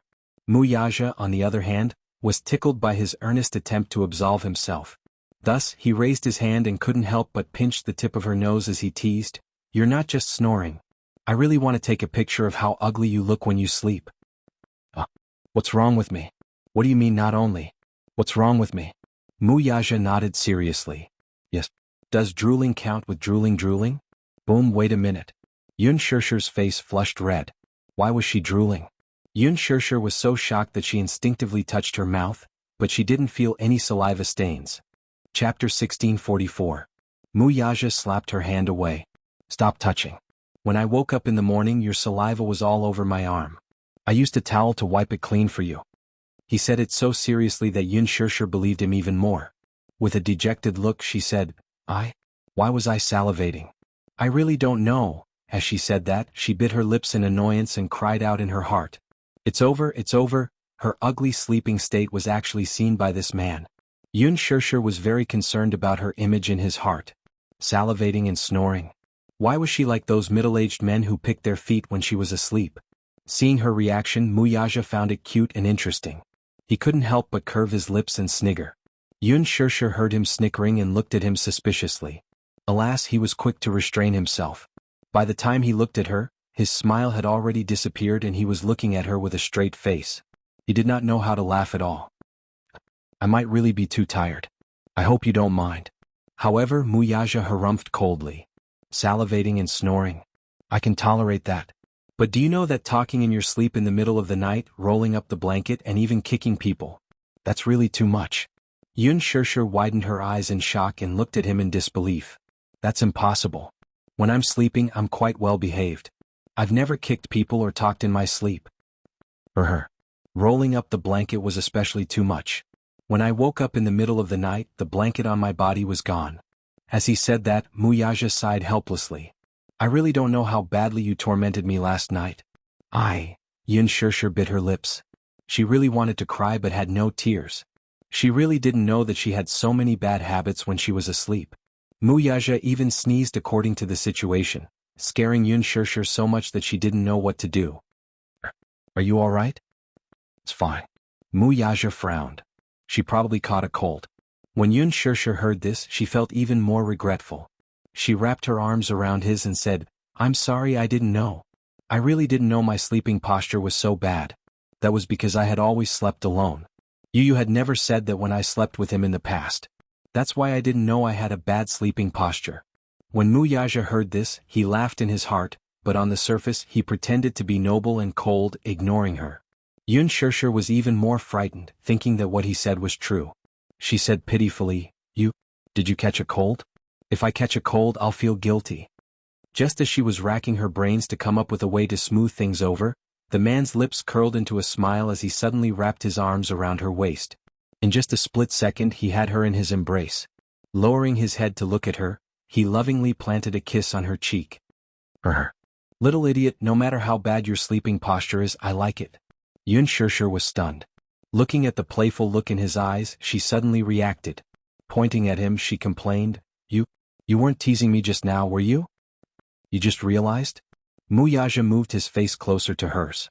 The playful smile in his eyes had a tinge of naughtiness as their noses touched. I like to tease you. He liked to see her flustered and helpless, like an anxious little bunny. Chapter 1645. This was probably one of the few disgusting interests that he could enjoy. Yun Shirshir punched him hard, but even though she used a lot of strength, it did not hurt him at all. He could not help but laugh. To him, this little fellow's strength was not worth mentioning at all. Muyaja, why are you so bad? You actually lied to me and said that my sleeping posture was bad. Hey, do you know that I almost believed you? Yun Shirshir felt extremely wronged. She had actually been so stupid to believe his words and even seriously consider how to explain herself. But she did not expect that he was just teasing her. She was extremely unhappy. Why did she feel so stupid and gullible? Was it fun to tease her? Muyaja rubbed the tip of her nose and asked gently, Why are you getting out of bed now? I saw that you were so tired yesterday. Why don't you rest for a while more? His words fell into her ears, but they were extremely ambiguous. Seeing that she was so tired, his words made her recall the crazy scene from last night and her face became even hotter. She pushed him away and stood up from his body. She was afraid that he would see her blushing face and tease her again. So she walked to the bedside and pushed the window open slightly to let the breeze in from outside to cool down her burning face a little. Muyaja sat on the chair and turned around. He found it funny and said, What's the matter? Feeling shy? No way. Yun Shirshir turned around and glared at him. Stop teasing me, okay? He smiled and nodded, restraining himself a little. He knew that this stupid woman was especially thin-skinned. Some jokes should be stopped when appropriate. If they went overboard, even a rabbit would bite when anxious. Yun Shirshir suddenly asked, Are you free this afternoon? Yes. Muyaja replied. Actually, he still had a few cases to deal with in the afternoon. However, one of the standards of being a wife's slave was that whenever she asked if he was free or if he had time, it meant that she had something to do. Therefore, even if he had something to do, he had to answer, yes. If he couldn't finish the case, he could leave it for tomorrow. He wasn't in a hurry anyway. She was number one. If Yun Shirshir knew about this, she would definitely be touched to death. However, as a man he would definitely want to save face. He couldn't let her know that he had rejected several cases for her. If she found out, she might secretly feel proud of herself. Seeing that he was free, Yun Shirshir asked, Can you come with me to pick someone up this afternoon? Oh, My father. Yun Shishir smiled. He's coming back to Beijing today. He'll arrive at the train station in the afternoon. It should be around 4 o'clock. If you're free, come with me to pick him up. Mu Yaja smiled. Okay, I'll accompany you. When Yun Shishir heard this, she was in a good mood. However, she suddenly thought of something and asked again, Are you really free this afternoon? I see that you are usually very busy. I happen to be free this afternoon. Okay. Love you. She hugged him by the shoulders and gave him a kiss before running to the bedroom to report to her father on the phone. Shishir, can you prepare 2 cars this afternoon? No problem. Do you have a lot of luggage? It's like this. Chapter 1646. Yun Shishir was taken aback by his words. Yun Yeching found a secluded place and explained his purpose for coming. It turned out that Yun Yeho had initially refused to go to the capital for no other reason than that he knew what his wife was up to. She wanted to make use of this opportunity to escape from this destitute place and, by basking in Yun Yeching's limelight, secure a good job for her 2 daughters in the city. If she could find a decent job in the city, it would be a glorious thing. This job, however, was another matter altogether. She was mainly thinking that if she could find a wealthy husband for her 2 daughters in the city, then she wouldn't have to worry about the rest of her life. Furthermore, with Yun Yeching in the city, she would not have to work so hard to serve him. She even planned to find a second love and marry another man in the city. After all, she was still young in her 40s. She could not let Yun Yeho drag her down for the rest of her life. If she could marry another man, she would decisively kick away the crippled Yun Yeho and live a happy life of her own. Women, after all. Husband and wife were birds in the same forest, but they would fly away in the face of disaster. Moreover, there was a saying that went, a fine bird chooses a tree to nest in. Yun Yeho was crippled and had lost his ability to work. He would have to rely on others to take care of him for the rest of his life. She did not want to be a coolie, so she naturally had the idea of looking for a better job. How could he not see through her thoughts? After being married for so many years, he had long figured out what she was thinking. Moreover, he was now crippled, so his mind was very sensitive. When a person reached this stage, they would be able to see things and people clearly. It was especially so at this time that one could see through people's hearts. Therefore, he did not want to be a burden to Yun Yeching, so he repeatedly emphasized that he would stay in his hometown and not go to the capital. Alas, no matter how his wife and daughters persuaded him, he would not waver. His wife was almost angered to death by him. In the end, it was Yun Yeching who came to persuade him. He told him, Brother, I'm bringing you to the capital so that I can take better care of you. It's been hard on you these past few decades. I'm the one who made you suffer. You don't have to worry about whether going to Shangjing will bring me any burden or trouble. This isn't something you should be worried about. Moreover, you're my younger brother. This is what I should do. Don't tell me you want me to leave you at home and watch you suffer? How can I, as your older brother, stand by and watch? I've seen everything you've done for the past few decades. When I was in my prime, you quietly took care of my old mother for me. When I was down and out, you secretly came to the capital and gave me your hard-earned money. And these past few decades, you've been fulfilling filial piety on my behalf. You've been responsible for so many years. You've been responsible for so many things that you shouldn't be responsible for. Now that you can't bear it anymore, it's time for me, your older brother, to take responsibility for you. Mother is no longer here, and you are one of the few things I care about in this world. Come with me to the capital and let me take good care of you. Now that life is better, and Shishir is also working hard, I have nothing to worry about other than you. Chapter 1647. Aho, don't say such things. In any case, I've already made up my mind to bring you back to the capital. You don't have to throw a tantrum, just listen to my arrangements. Yun Yeho was touched by this, but he could not say anything about it. Now that Yun Yeching was bringing Yun Yeho to the capital, his troublesome wife and 2 daughters would, of course, follow suit. As a result, Xiang Yu and her 2 daughters had packed their bags and followed him excitedly to the capital to enjoy life. As mentioned earlier, when Yun Yeho was young, he worked at a construction site and earned enough money to build a new house in his hometown. After building the new house, he married his wife and gave birth to a pair of daughters. What happened in the end? Although they were not rich at first, they still led a stable life. Man proposes, God disposes. Yun Yeho got injured while working and became half paralyzed. With his pillar of support collapsing, the burden of living naturally fell on his wife's shoulders. She had a seriously ill mother-in-law and a half-paralyzed husband at home. Logically speaking, if he got injured at the construction site, it would be considered a work injury and he should be compensated. Alas, the contractor ran away with the workers' hard-earned money and could not be found. Not to mention compensation, he did not even get a single cent of his salary. As a result, he could only enjoy some subsidies from the village and rely on the few acres of farmland at home for his income. His wife was willing to work hard without complaint at first, but as time passed she began to complain. Others were gradually leading better lives, but what about her? It was bad enough that her husband was useless, but he even became half paralyzed while working at the construction site. Was this not equivalent to living as a widow? Not to mention earning money, she could not even live a normal life as a married couple. Although she had 2 daughters, she was not even 40 years old. She was at the age when she needed to live a life as a married couple. Now that she was half paralyzed, she was practically a widow. This was even better. During the day she had to farm outside, and when she returned she had to take care of a seriously ill mother-in-law. Yun Yeho, who was bedridden, also needed to be taken care of. Gradually her complaints increased. As a woman she was also bullied outside. After all, the only man in the family had collapsed, so the villagers looked down on her and often made things difficult for her. At this time, one of her daughters failed to enter a university, so she sent her to work at the factory. As for the other, she was more promising and managed to enter a university. In the end, when she found the passbook at home, she found that the money in it had disappeared without a trace. With the passbook in hand, Jianghu went to Yun Yeho's sickbed and questioned him about the whereabouts of his money. Yun Yeho's mind at first. Later on, Jianghu threw a tantrum at home, smashing pots and bowls, which alarmed her 2 daughters.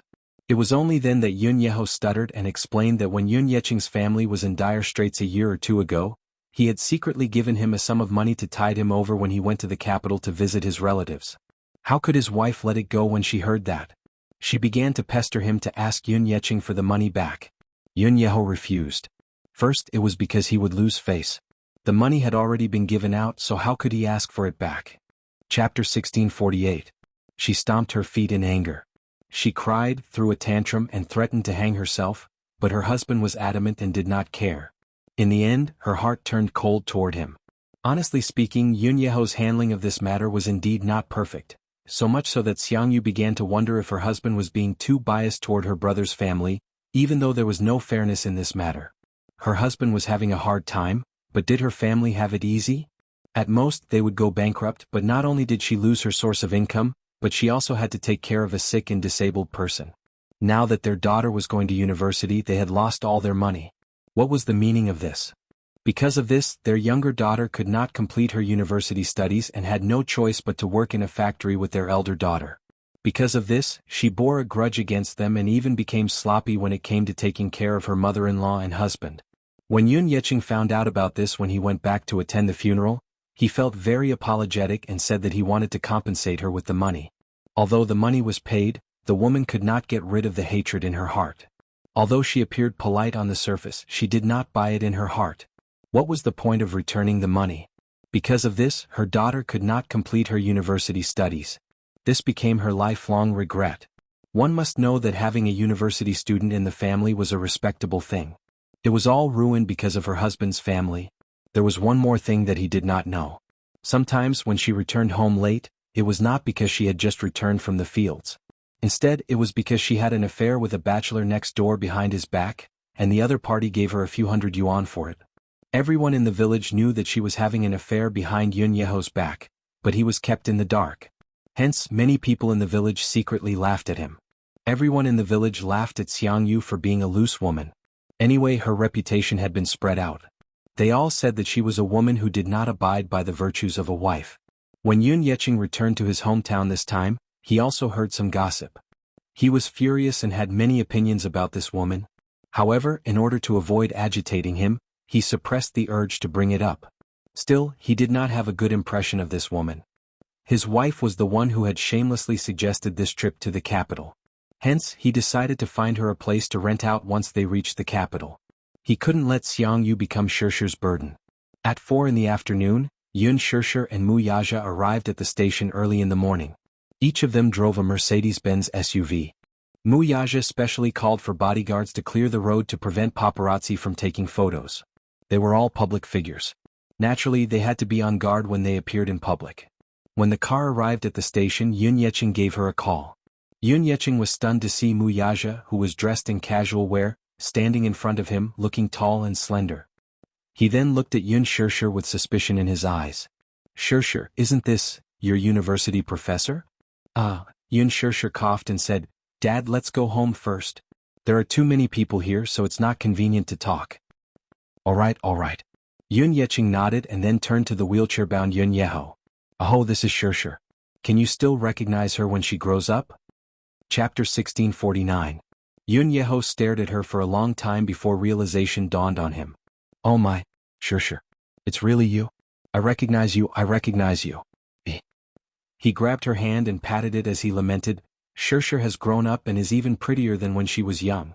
A girl changes 18 times between childhood and womanhood. Tears welled up in his eyes as he lamented. Xiang Yu and Yun Yeho's daughters, who were standing behind them, had ugly looks on their faces. However, they quickly suppressed their feelings of discomfort. Inwardly, Xiang Yu thought, we're not his daughters, so why is he being so affectionate? Yun Sure glanced at her mother and her two daughters behind her before walking up to them with a smile. This must be Auntie, right? Nice to meet you, Auntie. Xiang Yu smiled. Of course she had to do it well. She said enthusiastically, Oh, Sure. It's you? Look, you've changed so much since you've grown up that Auntie couldn't recognize you. At the side, her eldest daughter, Yun Qingmiao, suddenly asked, Sister Sure looks different from when she was young. I can't tell. Yun Qingmiao was 3 years older than Yun Sure and had met her once when she was young. Her other daughter, Yun Qinli, said disapprovingly, Sis, how many years has it been since you last saw Sure? You must have forgotten how she looks like. Yun Sure smiled and sweetly greeted, Sister Qingmiao, Sister Qinli. The two sisters went forward and shook hands with her, but for some reason Yun Qinli looked at her strangely. Yun Qinli didn't really like her. After all, if not for Yun Yeching's matter, she would not have failed to attend university and become a laughingstock. Mu Yaja walked forward, but when he appeared in front of the sisters, he instantly attracted the attention of the mother-daughter trio. He was too dazzling. Even though he was wearing sunglasses and a low-key casual outfit, standing silently beside Yun Sure, it was hard to ignore his powerful aura. His presence was too strong. Yun Qinli had only noticed Yun Sure at first, but Yun Qingmiao, on the other hand, had been sneaking glances at him from the start. Oh God, this man is so handsome. He was dressed so fashionably. Looking at the leather jacket he was wearing, it was obvious that it was expensive. Everything he was wearing was branded, right? This man must be very rich or has a good family background, right? Could it be Yun Sure's boyfriend? Xiang Yu also noticed him. She tugged on Yun Sure's sleeve and secretly asked, This? Yun Sure was once again put in a difficult position. At the side, Mu Yaja said expressionlessly, Hello Auntie, I am Sure's husband. The sudden sound made Yun Sure choke on her saliva. Cough. She snapped back to reality and glared at him unhappily. This man, how could he talk to himself? He had just proposed and had yet to register his marriage. How could he be considered her husband? Mu Yaja received her angry glare and smiled. What's wrong? Why are you so shy? Husband. Everyone exclaimed in unison in shock, but they all cast their gazes on them in disbelief. No one was more surprised than Yun Yeching. This man? Wasn't he her university professor? Why did he return to his hometown to visit his family for only a few months and become her future son-in-law? Yun Yeho's eyes widened as well. Chapter 1650. Yun Qingmiao pressed on. That's right.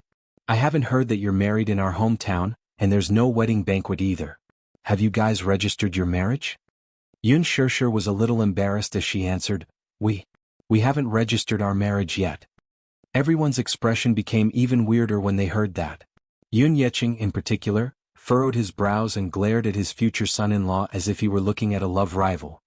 He was somewhat suspicious, afraid that the latter was a bad guy who had appeared out of nowhere to kidnap his daughter. His eyes were full of wariness as he sized him up. Mu Yaja also sensed the unfriendliness in his father's gaze. He turned to look at him and gave him a deep smile. On the other side, when Xiang Yu heard Yun Sure's words, she was a little picky. How can you be considered my husband when you haven't registered your marriage? Yun Sure was about to reply when Mu Yaja spoke first. Sure is my wife. Whether we register our marriage or not doesn't mean anything. His domineering and firm attitude made Xiang Yu swallow her words with just one sentence. Suddenly, she sized up Mu Yaja again before her gaze finally landed on the branded watch on his wrist. He was dressed very low-key today, and this watch was probably the only thing on him that symbolized his status. Yun Qingmiao also saw the watch on Mu Yaja's wrist. Startled, she leaned close to her mother's ear and whispered, "Mom, this man seems to be very rich. He's wearing a Vacheron Constantin watch. This watch costs at least a few 100,000 yuan, and the more expensive ones cost millions." Vacheron Constantin? Her mother was shocked and even more incredulous. She had never heard of this watch. Yun Qingyao only knew about it because the boss of the factory she worked at wore this watch. She heard that it cost a few 100,000 yuan. It was so expensive that it cost millions. She had never seen it before though. What watch? One for a few million? At this moment, the way she looked at Mu Yaja changed slightly. There was an unusual sizing up and satisfaction in her eyes. Hee. Why don't I know that Shirshir has a boyfriend? Shirshir, this is a major event in your life. Look at your father, he seems to be kept in the dark. Did you not tell him about it? If you ask me, before she could finish her words, Mu Yaja lost his patience and interrupted her. Shirshir and I don't need you to worry about our marriage. I've already ordered people to pick an auspicious date. I'll give Shirshir a perfect wedding. Once again, Xiang Yu's words were blocked. She had nothing else to say and her expression was a little awkward. Yun Yeho, who was standing at the side, said, "You talk too much, Xiang Yu. It's not up to you to worry about Shirshir's boyfriend." She was embarrassed. Yun Yeqing kindly replied, "Hey, don't say that. I'm just concerned about Shirshir." Xiang Yu rolled her eyes inwardly. "Care my ass. Who's asking you?" Yun Qingmiao and Yun Qinli, who were standing at the side, looked at each other and kept quiet. Yun Qinli in particular felt even more indignant. "I hate this Yun Shirshir. If not for Yun Yeqing's family, she would have gone to university. Now that she did not go to university, she had no choice but to work in the factory with her elder sister. Working 12 hours a day, she only earned 2,000 to 3,000 yuan a month. What about Yun Shirshir though? How did she find such a handsome husband to be? He was tall and handsome, even more handsome than the popular male celebrities on TV. Most importantly, his family background seemed to be quite good. Chapter 1651. What was that saying again? Comparisons were odious indeed. Mu Yaja's phone rang all of a sudden. He walked to the side and picked up the call. On the other end, Minyu informed him that the board of directors had some complaints after he postponed the meeting in the afternoon. Mu Yaja snorted. "Can't you handle this matter?" Minyu wanted to cry. Why did he have to take over this mess? After a moment of silence, he cautiously asked, "Boss, about tonight's dinner? I have something on." "What is it?" "You're meddling too much." Minyu fell silent again. Then Mu Yaja said, "Book a private room at West Tai Lake Restaurant tonight. I have a guest to entertain." Out of curiosity, Minyu asked, "Who is it?" A certain man said seriously, "My future father-in-law." "Minyu, what's wrong?" "Oh." He snapped back to his senses. "Okay, boss. I'll arrange it for you right away."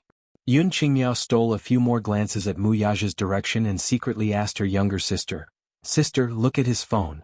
What brand is it? It looks like the one the boss uses." "You're mistaken. The boss is using Apple's latest model, which costs a few thousand yuan. The one he's using seems to be of an inferior brand." "Is that so? Then I'm mistaken. I thought he's using Apple." Yun Qingmiao smiled. In their eyes, Apple phones were probably the most identifiable phones on the market. They were expensive and beautiful, and many people would spend months of their salary on them to make themselves look good. When they looked at Mu Yaja's phone again and saw no logo, they thought it was of an inferior brand. They were confused for a moment. This man is wearing such an expensive watch, so why is his phone of an inferior brand? It's too degrading. If Mu Yaja heard this, however, he would burst out laughing. This phone was a global limited edition custom-made by a technology company for high-end customers. Therefore, there was no logo on it, making it luxurious yet low-key. Yun Yeqing suddenly pulled Yun Shirshir aside and asked in a hushed voice, "Shirshir, is what he said true?" "What? He's your boyfriend?" Her father was perplexed. "Didn't you tell Dad that he's your university professor? How did he become your boyfriend when Dad wasn't around? When did this happen?" In fact, he was well aware of the man's identity. Yun Shirshir had lied to him and said that he was a university professor. However, he had seen this man standing next to Yu at the hospital that time. Their facial features were so similar. How could she lie to him? Hence, he guessed that this man was from the Mu family. But the Mu family in the capital. However, he was from a wealthy family with such a high threshold. He was afraid that Shirshir would be wronged if she were to be with this man. That. Yun Shirshir did not know what he was worried about. She hugged his arm coquettishly. I'll explain this to you when we get back, okay? Yun Yeqing's expression softened as he nodded. Alright. You're not young anymore, so it's understandable for you to find a partner. However, you must keep your eyes open when you're looking for a partner. If you're going to spend the rest of your life together, you must find someone you like and suitable. Okay. I'll follow your teachings. Yun Shishir said mischievously. Chapter 1652. Muyaja walked up to him and said, Uncle Shishir and I have prepared a welcome banquet for your return to the capital. It's getting late, let's go. There's no need to go through so much trouble. Yun Yeqing politely declined. Muyaja smiled, but his tone was as domineering as ever. I'm all prepared. If you don't go, I'm afraid you'll be letting Shishir down. Yun Shishir chimed in, That's right, Dad. Uncle and Auntie will be here this time, along with my 2 sisters, so we must treat them well. Dad, just go. Yun Yeqing could not persuade her otherwise. Thus, Muyaja and Yun Shishir took his luggage and walked toward the car parked at the entrance. Yun Qingmiao had just reached the entrance when she saw 2 Mercedes-Benz cars parked there. One was a black Mercedes-Benz AMG, while the other was a white Mercedes-Benz AMG. Yun Qingmiao did not understand cars, but she could recognize the logo. Just the Mercedes-Benz logo alone was enough to shock her, and there were 2 of them. This time, she was certain that Yun Shishir's boyfriend was not simple. Jealousy grew in her heart. Yun Shishir busied herself with putting their luggage into the car. Yun Yeqing was trying to think of a way to carry his brother into the car when Muyaja stopped him. He bent over and, with a little force, easily carried his brother into the back seat of the car. This hormonal action made Yun Qingmiao and Yun Qinli blush and their hearts beat faster. Yun Shishir put the luggage in place, closed the trunk, and walked to the 2 sisters with a smile. Sister Qingmiao, Sister Qinli, get in the car. Yun Qingmiao frowned, feeling a little uncomfortable. She did not know why, but standing in front of Yun Shishir, she felt ashamed of her inferiority. Today Yun Shishir was wearing a socialite blouse, slim-fit trousers, soft UGG boots, and a snow-white trendy jacket. She looked pure and charming. Just like her name, she was gentle and elegant. One look and one could tell that she was a lady from a prestigious family. She exuded an aristocratic aura from head to toe, which made Yun Shishir feel inexplicably inferior. She lowered her head and looked at herself. Her clothes had been washed until they were white, and her shoes were so worn that they could not be seen. Her hair was disheveled from the long train ride, and her skin was tanned and rough due to long-term exposure to the sun. There was an indescribable sadness and envy. Earlier, when Yun Shishir addressed her as Sister Qingmiao, it made her feel uncomfortable. Yun Shishir, that name. Poetic and artistic. She then looked at her name Yun Qingmiao, which was uncouth and unpleasant to the ears. Why was the name Yun Yeho gave her so uncouth? When Yun Shishir saw her expression, she frowned suspiciously. What's wrong? Don't call me by my name. What? Yun Shishir was baffled. Your name is so nice. It's so embarrassing that my name is so uncouth and unpleasant, retorted Yun Qingmiao. Yun Shishir smiled. No, I think Sister Qingmiao's name is very nice. Don't try to coax me. It's so embarrassing. I think that names are given by parents, so no matter what I'm called, I think it's nice. Yun Shishir gave him a serious look. Chapter 1653. He.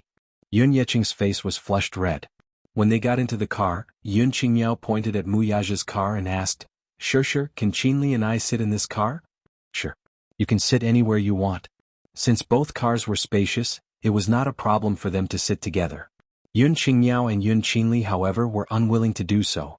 They wanted to sit in Muyaja's car, so Yun Yeho, Yun Yeqing, and Jianghu sat in Yun Shishir's car. The 2 sisters, on the other hand, sat in Muyaja's car. The moment Yun Qinli got in, she was shocked by the spacious interior. Every detail of the Mercedes-Benz Gulsamg, an imported SUV, was high-end. Leather seats, panoramic sunroof, and streamlined body. Thus, when the sisters got into the car, they felt a little uneasy and restrained.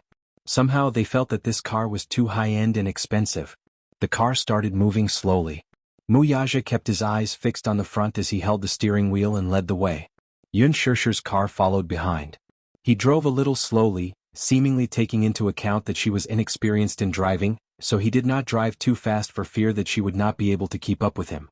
After getting used to it for a while, Yun Qingmiao finally relaxed her body. She leaned forward slightly and leaned on the back of the driver's seat. Through the rearview mirror, she silently sized up Muyaja's side profile. He had an arrogant lower jaw and flawless facial features.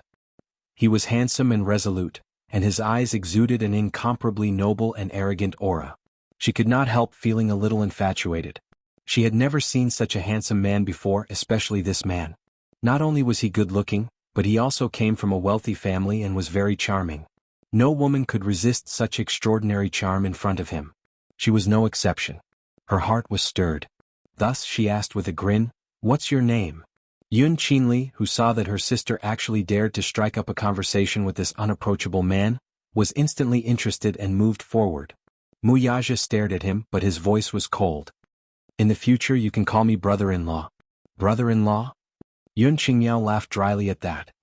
"That's not very nice, is it? You're not even engaged yet, so it's not appropriate for me to call you brother-in-law now." Mu Yaja frowned slightly but did not say anything. "Tell me your name, I don't even know your name." Yun Qinli also chimed in, "That's right." Mu Yaja suddenly said, "Pay attention to your seats." Yun Qingmiao and Yun Qinli exchanged glances before turning to look at their seats curiously, not understanding what he meant. "What do you mean? I don't understand." Mu Yaja said, "Seat belt." Yun Qingmiao grabbed the seat belt, but she was still confused. "What's wrong with the seat belt? Fasten it." Yun Qingmiao did not know whether to laugh or cry. "Why are you fastening the seatbelt?" Mu Yaja raised a brow impatiently and then turned the steering wheel abruptly, making a sharp turn. Caught off guard, the two sisters bumped into each other and nearly fell out of their seats. When the car returned to normal, the two sisters raised their heads in embarrassment and quickly fastened their seatbelts, not daring to say another word. This way, even if Yun Qingmiao wanted to talk to him, she could not do so due to the seatbelt. He did not like women other than Yun Shishir to be so close to him. Chapter 1654. The car continued its journey. Yun Qingmiao and Yun Qinli whispered, "Shishir's boyfriend doesn't seem to be easy to get along with." "That can't be right? I saw him standing beside Shishir just now, and his gaze was very gentle. Why is it that now? Look at him." Yun Qinli gestured at the man in the rearview mirror. He was looking straight ahead with an aloof expression and some lingering fear. Along the way, Mu Yaja did not speak or respond to them. Even when the two tried to strike up a conversation, he did not respond. "He gives off an unapproachable feeling." Yun Qinli suddenly whispered, "I think he must be a henpecked husband. A typical henpecked husband who only listens to his wife. Look at him. He's cold and indifferent when other women talk to him. It's obvious that he doesn't want to talk to us. Is that so?" Yun Qingyao clicked her tongue in a sarcastic manner. "Sh." Yun Qinli pinched her in trepidation. "Can you keep your voice down?" "Oh, it's fine." Yun Qingmiao continued to size him up through the rearview mirror in a daze after saying that. All of a sudden she muttered indignantly, "Sigh. Comparisons are odious. Why didn't I meet such a good man? Why does she have to encounter so many good things? If I had such a boyfriend, I'd be overjoyed." Yun Qinli said unhappily, "I really don't know what kind of fate she has. I don't think she's that good. She doesn't deserve this man. Really? Maybe he's just playing with her and it won't work out in the end." She lowered her voice, thinking that Mu Yaja could not hear her. Unexpectedly, Mu Yaja's hearing was so amazing that he heard their whispers loud and clear. Impatient, he reached out to change the air conditioner's gear and blew the cold air into the back seat. He was cold resistant, and since he had turned off the air conditioner vent in the driver's seat, he could not feel the cold air. The back seat was not so comfortable, though. Cold air was coming out of the room, blowing. Yun Qingmiao and Yun Qinli only realized later that the car was a little cold. They hugged their bodies and shivered. "It's so cold. Why is it so cold in the car?" she asked gloomily. Yun Qinli also knew that she was shivering. She said with a strange expression, "That's strange. Why did the car suddenly become cold?" After a pause, she discussed with Mu Yaja, "Why don't we turn on the heater? It's too cold." However, Mu Yaja said, "The heater is broken." Yun Qinli, "How could it be broken? Oh my God." Thus, Yun Qingmiao and Yun Qinli kept blowing cold air all the way. Minyu had arranged for him to stay at Wenbi Villa Hotel. When they got out of the car at the hotel, Yun Qingmiao and Yun Qinli were hugging each other's shoulders. They were clearly freezing. After a certain two-faced man got out of the car, he swept them a glance before gracefully slamming the car door and walking toward Yun Shishir's car. Yun Qingmiao and Yun Qinli looked at his back view. They opened their mouths, wanting to say something but hesitated. Jianghu walked up to them and touched Yun Qingmiao's hand, which was cold to the touch, which gave her a shock. "Why are your hands so cold?" Yun Qingmiao said aggrievedly, "The heater in the car is broken and we've been freezing the whole way." Shielding her daughter, Xiangyu said angrily, "What lousy car is this? How can the heater be broken?"